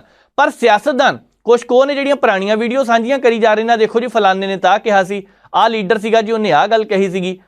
ਇਹ ਜਿਹੜਾ ਦੌਰ ਹੈ ਇਸ ਵੇਲੇ, ਠੀਕ ਹੈ, ਸਾਰੇ ਲੋਕ ਇਸ ਵੇਲੇ ਸੰਜਮ ਰੱਖਣ ਦੀ ਜ਼ਰੂਰਤ ਹੈ, ਪਰ ਇਹਦੇ ਵਿੱਚ ਇੱਕ ਦੂਸਰੇ ਨੂੰ ਲੈ ਕੇ ਬਿਆਨਬਾਜ਼ੀ ਕੀਤੀ ਜਾਵੇ, ਇਹ ਗਲਤ ਹੈ। ਸੁਨੀਲ ਜਾਖੜ ਹੋਰਾਂ ਦੀ ਪ੍ਰਤੀਕਿਰਿਆ ਸਾਹਮਣੇ ਆਈ ਹੈ, ਅਸੀਂ ਉੱਤੇ ਵੀ ਧਿਆਨ ਦੇਣਾ, ਕਿਉਂਕਿ ਪਿਛਲੇ ਦਿਨੀ ਪੰਜਾਬ ਦੇ ਬਹੁਤ ਸਾਰੇ ਸਿਆਸਤਦਾਨਾਂ ਨੇ ਕੋਈ ਨਾ ਕੋਈ ਗੱਲ ਤਾਂ ਜ਼ਰੂਰ ਕਹੀ ਹੈ। ਸ਼੍ਰੋਮਣੀ ਗੁਰਦੁਆਰਾ ਪ੍ਰਬੰਧਕ ਕਮੇਟੀ ਦੇ ਪ੍ਰਧਾਨ ਸਾਹਿਬ ਦਾ ਵੀ ਬਿਆਨ ਆਇਆ ਸੀ, ਸ਼੍ਰੋਮਣੀ ਅਕਾਲੀ ਦਲ ਦੇ ਪ੍ਰਧਾਨ ਸੁਖਬੀਰ ਸਿੰਘ ਬਾਦਲ ਦਾ ਵੀ ਬਿਆਨ ਆਇਆ। ਇਸ ਮਸਲੇ ਤੇ ਵਿਦੇਸ਼ ਮੰਤਰੀ ਡਾਕਟਰ ਐਸ ਜੈਸ਼ੰਕਰ ਹੋਰਾਂ ਦਾ ਬਿਆਨ ਵੀ ਆਇਆ, ਰਾਜਨਾਥ ਸਿੰਘ ਹੋਰੀ ਵੀ ਬੋਲੇ ਆ। ਸਾਰੇ ਜਣੇ ਚਿੰਤਾ ਦੇ ਵਿੱਚ ਤਾਂ ਜ਼ਰੂਰ ਨੇ, ਪਰ ਹਾਂ ਜੇਕਰ ਕਹੀਏ ਕਿ ਬਹੁਤ ਵੱਡੀ ਸਮੱਸਿਆ ਖੜੀ ਹੋ ਗਈ ਹੈ, ਆਉਣ ਵਾਲੇ ਸਮੇਂ 'ਚ ਕੁਝ ਵੀ ਹੋ ਸਕਦਾ। ਅੱਜ ਦੇ ਸਮੇਂ ਤੱਕ ਕੈਨੇਡਾ ਵਾਲੇ ਪਾਸਿਓਂ ਵੀ ਤੇ ਇੱਧਰਲੇ ਪਾਸਿਓਂ ਵੀ ਭਾਵੇਂ ਕੁਝ ਐਡਵਾਈਜ਼ਰੀ ਜਾਰੀ ਕੀਤੀਆਂ, ਪਰ ਅਜੇ ਤੱਕ ਹਾਲਾਤ ਠੀਕ ਹੈ, ਤਣਾਅ ਜ਼ਰੂਰ ਹੈਗਾ। ਸੁਨੀਲ ਜਾਖੜ ਹੋਰਾਂ ਨੇ ਕੀ ਕਿਹਾ, ਆਓ ਨਜ਼ਰ ਮਾਰਦੇ ਹਾਂ। ਪ੍ਰਧਾਨ ਮੰਤਰੀ ਬੜੇ ਗੈਰ ਜ਼ਿੰਮੇਵਾਰ ਤਰੀਕਾ ਨਾਲ ਤੇ ਬਹੁਤ ਹੀ ਇੱਕ ਛੋਟੀ ਵੋਟ ਬੈਂਕ ਆਪਣੀ ਪੋਲਿਟਿਕਸ ਨੂੰ ਲੈ ਕੇ ਜੋ ਉਹਨਾਂ ਦੇ ਬਿਆਨ ਆਏ ਹੈ, ਉਹ ਨਾ ਸਿਰਫ ਕੈਨੇਡਾ ਵਾਸਤੇ, ਕੈਨੇਡਾ ਹਿੰਦੁਸਤਾਨ ਦੇ ਰਿਸ਼ਤਿਆਂ ਦੇ ਵਿੱਚ ਦਰਾਰ ਪਾਉਣ ਵਾਲੇ ਹੈ, ਬਲਕਿ ਅਦਰਵਾਈਜ਼ ਵੀ ਅਗਰ ਤੁਸੀਂ ਦੇਖੋ, ਕੋਈ ਵੀ ਮੁਲਕ ਉਹਦੀ ਆਪਣੀ ਲੋਕਲ ਰਾਜਨੀਤੀ ਹੈ, ਉਹਦੀ ਫੋਰਨ ਪਾਲਿਸੀ ਨੂੰ ਇੰਪੈਕਟ ਨਹੀਂ ਕਰਦੀ। ਇੱਥੇ ਵੀ ਹਿੰਦੁਸਤਾਨ 'ਚ ਦੇਖੋ, ਸਾਡੇ ਵੀ ਬਹੁਤ ਸਾਰੇ ਵੱਖ-ਵੱਖ ਪਾਰਟੀਆਂ ਦੇ ਜਿਹੜੇ ਸੱਤਾ ਦੀ ਪਾਰਟੀ, ਮੌਕੇ ਦੀ ਸੱਤਾ 'ਚ ਪਾਰਟੀ ਹੁੰਦੀ, ਉਹਦੇ ਨਾਲ ਰਾਜਨੀਤਿਕ ਫਰਕ ਹੁੰਦੇ ਹੈ। परंतु जिथे ताईं देश की फॉरेन पॉलिसी है ਉਹਦੇ ਉੱਤੇ ਕਿਸੇ किस्म की नुकताचीनी नहीं होती। वो सिर्फ अपने गिरते हुए ग्राफ राजनीतिक तौर पर जिस किस्म के हालात उन्होंने बने हुए है, एक माइनॉरिटी गवर्नमेंट चला रहे है कि ਜਿਹੜੇ अपनी उन्होंने मजबूरियां भी जिन्होंने लोगों का साथ लेना पै रहा है, ਜਿਹੜੇ ਖਾੜਕੂ किस्म के ਜਿਹੜੇ ਵੱਖਵਾਦੀ किस्म के लोग है उन्होंने सपोर्ट नाल वो सत्ता 'ਚ बने हुए है, वो उन्होंने बोली बोल रहे हैं ਤੇ बहुत ही गैर ਜ਼ਿੰਮੇਵਾਰਾਨਾ ਬਿਆਨ ਦੇ ਕੇ ਉਸ ਕੰਡੀਸ਼ਨ ਨੂੰ ਲੈ ਕੇ ਮੈਂ ਸਮਝਦਾ ਵੀ ਇੰਟਰਨੈਸ਼ਨਲ ਪੱਧਰ ਤੇ ਵੀ ਉਹਦੀ ਨਿਖੇਧੀ ਹੋਣੀ ਚਾਹੀਦੀ ਹੈ। ਤੇ ਹਿੰਦੁਸਤਾਨ ਦਾ ਜਿਹੜਾ ਸਟੈਂਡ ਰਿਹਾ ਹੈ ਆਤੰਕਵਾਦ ਨੂੰ ਲੈ ਕੇ, ਚਾਹੇ ਜਦੋਂ ਆਤੰਕਵਾਦ ਦੇ ਨਾਲ ਅਮਰੀਕਾ ਪ੍ਰਭਾਵਿਤ ਸੀਗਾ ਜਾਂ ਆਤੰਕਵਾਦ ਕਿਸੇ ਵੀ ਮੁਲਕ 'ਚ ਜਿੱਥੇ ਕਿਤੇ ਵੀ ਆਵਾਜ਼ ਚੱਕੀ ਗਈ ਹੈ, ਹਿੰਦੁਸਤਾਨ ਨੇ ਉਹਦੇ ਵਿੱਚ ਕਿਸੇ ਕਿਸਮ ਦੀ इफ बट किंतु परंतु नहीं लाई। आतंकवाद आतंकवाद है, आतंकी दा कोई भी धर्म मजहब ओदा मुल्क नहीं होता, वो सारे वास्ते एक वर्गा माड़ा ही माड़ा है। There are no shades of grey in terrorism. पर आ जिस किस्म नाल उन्होंने इन्ने सालों तो एक उत्थे पॉलिसी बना के जिस तरह चल रहा है काम, वो लोगों की राजनीतिक सपोर्ट लैण वास्ते एक देश की फॉरेन पॉलिसी गिरवी रखती, बहुत मंदभागी है। सर कितना फर्क पेगा ਤੁਹਾਨੂੰ ਲੱਗਦਾ ਕੈਨੇਡੀਅਨ ਸਿਟੀਜ਼ਨਸ ਜਿਹੜੇ ਕਿ ਇੰਡੀਅਨ origin ਤੋਂ ਨੇ ਹਰ ਤਰੀਕੇ ਦੇ ਨੇ ਉੱਥੇ, ਕਿਉਂਕਿ ਜਿਹੜੇ ਵੀਜ਼ਾਸ ਨੇ ਇੰਡੀਅਨ ਵੀਜ਼ਾਸ ਨੇ ਉਹ ਉੱਥੇ ਸਸਪੈਂਡ ਕੀਤੇ ਗਏ ਨੇ। ਸਸਪੈਂਡ ਕੀਤੇ ਗਏ ਸਭ। ਦੇਖੋ ਅਗਰ ਸਰਕਾਰ ਕੈਨੇਡਾ ਦੀ ਇਸ ਕਿਸਮ ਦੀ ਹਾਲਾਤ ਤੇ ਆਮਦਾ ਹੈ ਵੀ ਉਹ ਵੱਖਵਾਦੀ ਤਾਕਤਾਂ ਨੂੰ ਸਰੇਆਮ ਹੁਣ ਮੱਦੇਨਜ਼ਰ ਤੇ ਤੁਲਿਆ, ਤੇ ਹੋ ਸਕਦਾ ਹੈ ਕੋਈ ਗਲਤ ਕਿਸਮ ਦੇ ਅਨਸਰ ਇੱਥੇ ਆਉਣ ਦਾ ਪ੍ਰਯਾਸ ਨਾ ਕਰ ਰਹੇ ਹੋ। ਇਸ ਕਰਕੇ ਉਹਦੇ ਤੇ एक प्रॉपर सिस्टम डिवेलप करके ताकि कोई गलत अंसर इस किस्म का इतने आके खास तौर पर हिंदुस्तान के पंजाब के अंदर आके साडे भाईचारक सांझ के उत्ते इस किस्म का कोई प्रभाव ना पावे, इस करके for the time being suspend की गई। डॉक्टर साहब इस फैसले ਦੇ ਨਾਲ ਪੰਜਾਬੀਆਂ ਨੂੰ ਬੇहद ਤਰੀਕੇ ਨਾਲ ਨਿਰਾਸ਼ਾ ਵੀ ਹੋਈ ਹੈ, ਕਿਉਂਕਿ ਬਹੁਤ ਸਾਰੇ ਲੋਕਾਂ ਦੇ ਜਿਹੜੇ ਫੈਮਿਲੀਜ਼ ਨੇ ਉਹ ਬਾਹਰ ਨੇ, ਕਈਆਂ ਨੇ ਕੰਮ ਦੇ ਸਿਲਸਿਲੇ 'ਚ ਆਉਣਾ, ਕਈਆਂ ਨੇ ਦੁੱਖ ਸੁੱਖ ਦੇ ਵਿੱਚ ਆਉਣਾ ਹੈ ਤੇ ਕਈਆਂ ਨੇ ਇਲਾਜ ਕਰਾਉਣ ਵਾਸਤੇ ਆਉਣਾ, ਤੇ ਜਦੋਂ ਉਹ ਵੀ ਵਿੱਚ ਕਹਿੰਦੇ ਨੇ ਵੀ ਆਟੇ ਨਾਲ ਘੁਣ ਵੀ ਪਿਸ ਰਿਹਾ ਹੈਗਾ। ਇਸ ਨੂੰ ਲੈ ਕੇ ਬਤੌਰ ਜਾਖੜ ਸਾਹਿਬ, ਬਤੌਰ ਪੰਜਾਬ ਬੀਜੇਪੀ ਪ੍ਰਧਾਨ ਕੀ ਹਾਈ ਕਮਾਨ ਨਾਲ ਗੱਲਬਾਤ ਕਰਨਗੇ ਕੇਂਦਰ ਸਰਕਾਰ ਨਾਲ? ਦੇਖੋ ਦੇਸ਼ ਦੀ ਪਾਲਿਸੀ ਹੈ ਸਾਹਿਬ, ਦੇਸ਼ ਦੀ ਪਾਲਿਸੀ ਪਹਿਲਾਂ ਦੇਸ਼ ਦੀ ਅਖੰਡਤਾ ਜਿਹਨੂੰ ਉਹ ਆਪਣੀ ਸੋਵਰੇਨਿਟੀ ਲੈ ਕੇ ਉੱਥੇ ਟਰੂਡੋ ਜੀ ਦੇ ਬਿਆਨ ਆਏ ਹੈ, ਹਿੰਦੁਸਤਾਨ ਦੀ ਵੀ ਆਪਣੀ ਸੋਵਰੇਨਿਟੀ ਤੇ ਕਿਸੇ ਵੀ ਇੰਡੀਵਿਜੂਅਲ ਦੇ ਨਾਲੋਂ ਪੰਜਾਬ ਤੇ ਹਿੰਦੁਸਤਾਨ ਦਾ ਭਾਈਚਾਰਕ ਸਾਂਝ ਜਿਹੜੀ ਹੈ ਉਹ ਜ਼ਿਆਦਾ ਇੰਪੋਰਟੈਂਟ ਹੈ। ਪਰੇਸ਼ਾਨੀ ਜ਼ਰੂਰ ਹੈ, ਪਰ ਇਹ ਪਰੇਸ਼ਾਨੀ ਜੋ ਹੋ ਰਹੀ ਹੈ ਕੈਨੇਡਾ ਸਰਕਾਰ ਦੀ ਗਲਤ ਨੀਤੀਆਂ ਕਰਕੇ ਹੋ ਰਹੀ ਹੈ, ਤੇ ਮੈਂ ਸਮਝਦਾ ਆਉਣ ਵਾਲੇ ਸਮੇਂ ਦੇ ਵਿੱਚ ਇੰਟਰਨੈਸ਼ਨਲ ਪ੍ਰੈਸ਼ਰ ਦੇ ਨਾਲ ਉਹਨਾਂ ਨੂੰ ਵੀ ਅਹਿਸਾਸ ਹੋਊਗਾ, ਪ੍ਰਾਈਮ ਮਿਨਿਸਟਰ ਟਰੂਡੋ ਨੂੰ, ਵੀ ਉਹਨਾਂ ਨੇ ਇੱਕ ਬਹੁਤ ਵੱਡੀ ਗਲਤੀ ਕੀਤੀ ਹੈ। ਇਵਨ ਉਹਨਾਂ ਦੇ ਪਾਰਲੀਮੈਂਟ 'ਚ ਚਾਹੇ ਉਹਨਾਂ ਨੇ ਬਿਆਨ ਦੇਤੇ, ਪਰ ਉਹਨਾਂ ਦੇ ਆਪਣੇ ਜਿਹੜੇ ਲੀਡਰ ਆਫ ਆਪੋਜੀਸ਼ਨ ਹੈ ਕੈਨੇਡਾ 'ਚ, ਉਹਨਾਂ ਨੇ ਵੀ ਇਸ ਗੱਲ ਦੀ ਨਿਖੇਧੀ ਕੀਤੀ ਹੈ ਵੀ ਬਿਨਾਂ ਕਿਸੇ ਸਬੂਤ, ਬਿਨਾਂ ਕੋਈ ਤੱਥ ਸਾਹਮਣੇ ਆਏ, ਅੱਜ ਤਾਈਂ ਤਾਂ ਜਿਹੜੇ ਹਥਿਆਰੇ ਜਿਨ੍ਹਾਂ ਨੇ ਮਰਡਰ ਦਾ ਕੀਤੇ ਹੈ, 2 ਬੰਦੇ ਜਿਹੜੇ ਦੱਸ ਰਹੇ ਉਹ ਵੀ ਨਹੀਂ ਪਕੜੇ ਗਏ, ਤੇ ਉਹਨਾਂ ਨੇ ਬਹੁਤ ਵੱਡਾ ਇਲਜ਼ਾਮ ਲਾਤਾ। ਉਹਦੇ ਬਾਅਦ ਅੱਜ ਜਿਹੜੇ ਖਬਰਾਂ ਆ ਰਹੀਆਂ ਇੱਕ ਹੋਰ ਉੱਥੇ ਇਸ ਕਿਸਮ ਦੇ ਗੈਂਗਸਟਰ ਕਿਸਮ ਦੇ ਲੋਕਾਂ ਦੀ ਆਪਸੀ ਲੜਾਈ ਦੇ ਵਿੱਚ ਇੱਕ ਹੋਰ ਸੁੱਖਾ ਜਾਂ ਜੋ ਵੀ ਹੈ ਉਹਨਾਂ ਦਾ ਉੱਥੇ ਉਹਦਾ ਮਰਡਰ ਉੱਥੇ ਹੋਇਆ, ਤੇ ਉਹਦਾ ਵੀ ਕੱਲ ਆ ਤਾਂ ਠੀਕ ਰਹੇ ਤੇ ਫੁੜਨਗੇ। ਇਹ ਜਿਹੜੇ ਜਿਸ ਕਿਸਮ ਦੇ ਬੀਜ ਬੋਂਗੇ ਉਹ ਜੀ ਫਸਲ ਕੱਟਣੀ ਪੈਂਦੀ ਹੈ। ਪਾਕਿਸਤਾਨ ਨੇ ਇਸ ਕਿਸਮ ਦੇ ਇੰਟਰ ਗੈਂਗ ਰਾਈਵਲਰੀ ਇਹਨਾਂ ਨੂੰ ਪਨਾਹ ਦੇ ਕੇ ਟੈਰਰਿਸਟ ਨੂੰ ਦੇਖ ਲਿਆ ਕੀ ਹਾਲ ਪਾਕਿਸਤਾਨ ਦਾ ਹੋਇਆ, ਤੇ ਉਹ ਕੈਨੇਡਾ ਦੀ ਆਪਣੀ ਜਿਹੜੀ ਉਹਨਾਂ ਦੀ ਡਿਵੈਲਪਡ ਇਕੋਨਮੀ ਹੈ ਉਹਦੇ ਉੱਤੇ ਉਹਦੇ ਆਹ 'ਚ ਉਹਨਾਂ ਨੂੰ ਵੀ ਸੇਕ ਉਹਨਾਂ ਨੂੰ ਲੱਗੂਗਾ ਦੇਰ ਸਵੇਰ। ਗੱਲ ਪੰਜਾਬ ਦੇ ਵਿੱਚ ਹੋ ਰਹੀ NIA ਦੀ ਛਾਪੇਮਾਰੀ ਦੀ ਵੀ ਕਰਨੀ ਹੈ, ਕਿਉਂਕਿ ਵਿਸ਼ਵ ਦੇ ਕੁਝ ਕੁ ਦੇਸ਼ਾਂ ਵਿੱਚ ਗੈਂਗਸਟਰਵਾਦ ਵੱਧਦਾ ਜਾ ਰਿਹਾ। ਇਹਨੂੰ ਖਤਮ ਕਰਨ ਦੀਆਂ ਕੋਸ਼ਿਸ਼ਾਂ ਲੰਬੇ ਸਮੇਂ ਤੋਂ ਕੀਤੀਆਂ ਜਾ ਰਹੀਆਂ ਨੇ। ਪੰਜਾਬ ਦੇ ਵਿੱਚ 2017 ਵਿੱਚ ਜਦੋਂ ਨਵੀਂ ਸਰਕਾਰ ਬਣੀ ਸੀ, ਉਸ ਵੇਲੇ ਉਹਨਾਂ ਨੇ ਵੀ ਕਿਹਾ ਸੀ ਅਸੀਂ ਗੈਂਗਸਟਰਵਾਦ ਖਤਮ ਕਰ ਦਾਂਗੇ। ਹਾਲਾਂਕਿ ਸਿਖਰਾਂ ਤੇ ਪਹੁੰਚਣਾ ਵੀ ਕਹਿੰਦੇ ਆ 2010-11 ਤੋਂ ਬਾਅਦ ਸ਼ੁਰੂ ਹੋਇਆ। ਪੰਜਾਬ ਦੇ ਵਿੱਚ ਬਹੁਤ ਚੰਗੇ ਕਾਬਲ ਖਿਲਾੜੀ ਸੀਗੇ, ਪਰ ਉਹਨਾਂ ਦੇ ਵਿੱਚੋਂ ਕੁਛ ਕੁ ਉਸ ਰਾਹ ਤੇ ਤੁਰ ਪਏ ਜਿਹਦੇ ਉੱਤੇ ਜਲਦੀ ਨਾਮ ਬਣਦਾ ਸੀ, ਜਿਹਦੇ ਵਿੱਚ ਜਲਦੀ ਪੈਸੇ ਕਮਾਏ ਜਾ ਸਕਦੇ ਸੀਗੇ। ਆਖਿਰਕਾਰ ਕੁਛ ਕੁ ਖਿਲਾੜੀ ਗੈਂਗਸਟਰ ਬਣ ਗਏ। ਬਾਅਦ ਦੇ ਵਿੱਚ ਪੁਲਿਸ ਮੁਕਾਬਲੇ ਵੀ ਹੋਏ, ਉਹਨਾਂ ਦੀ ਕਿਸੇ ਦੀ ਮੌਤ ਵੀ ਹੋਈ। ਉਹਨਾਂ ਦੇ ਵਿੱਚੋਂ ਕਈ ਚਰਚੇ ਚਿਹਰੇ ਸੀ, ਉਹਨਾਂ ਦੇ ਨਾਂ ਤੇ ਅੱਜ ਵੀ ਸੋਸ਼ਲ ਮੀਡੀਆ ਤੇ ਗਰੁੱਪ ਚੱਲਦੇ ਆ ਤੇ ਪੁਲਿਸ ਉੱਤੇ ਵੀ ਨਜ਼ਰ ਰੱਖਦੀ ਪਈ ਹੈ। ਪੰਜਾਬ ਦੇ ਵਿੱਚ ਅੱਜ ਜ਼ਿਲ੍ਹਾ ਜਲੰਧਰ 'ਚ 15 ਥਾਵਾਂ 'ਤੇ ਛਾਪੇਮਾਰੀ ਹੋਈ ਹੈ।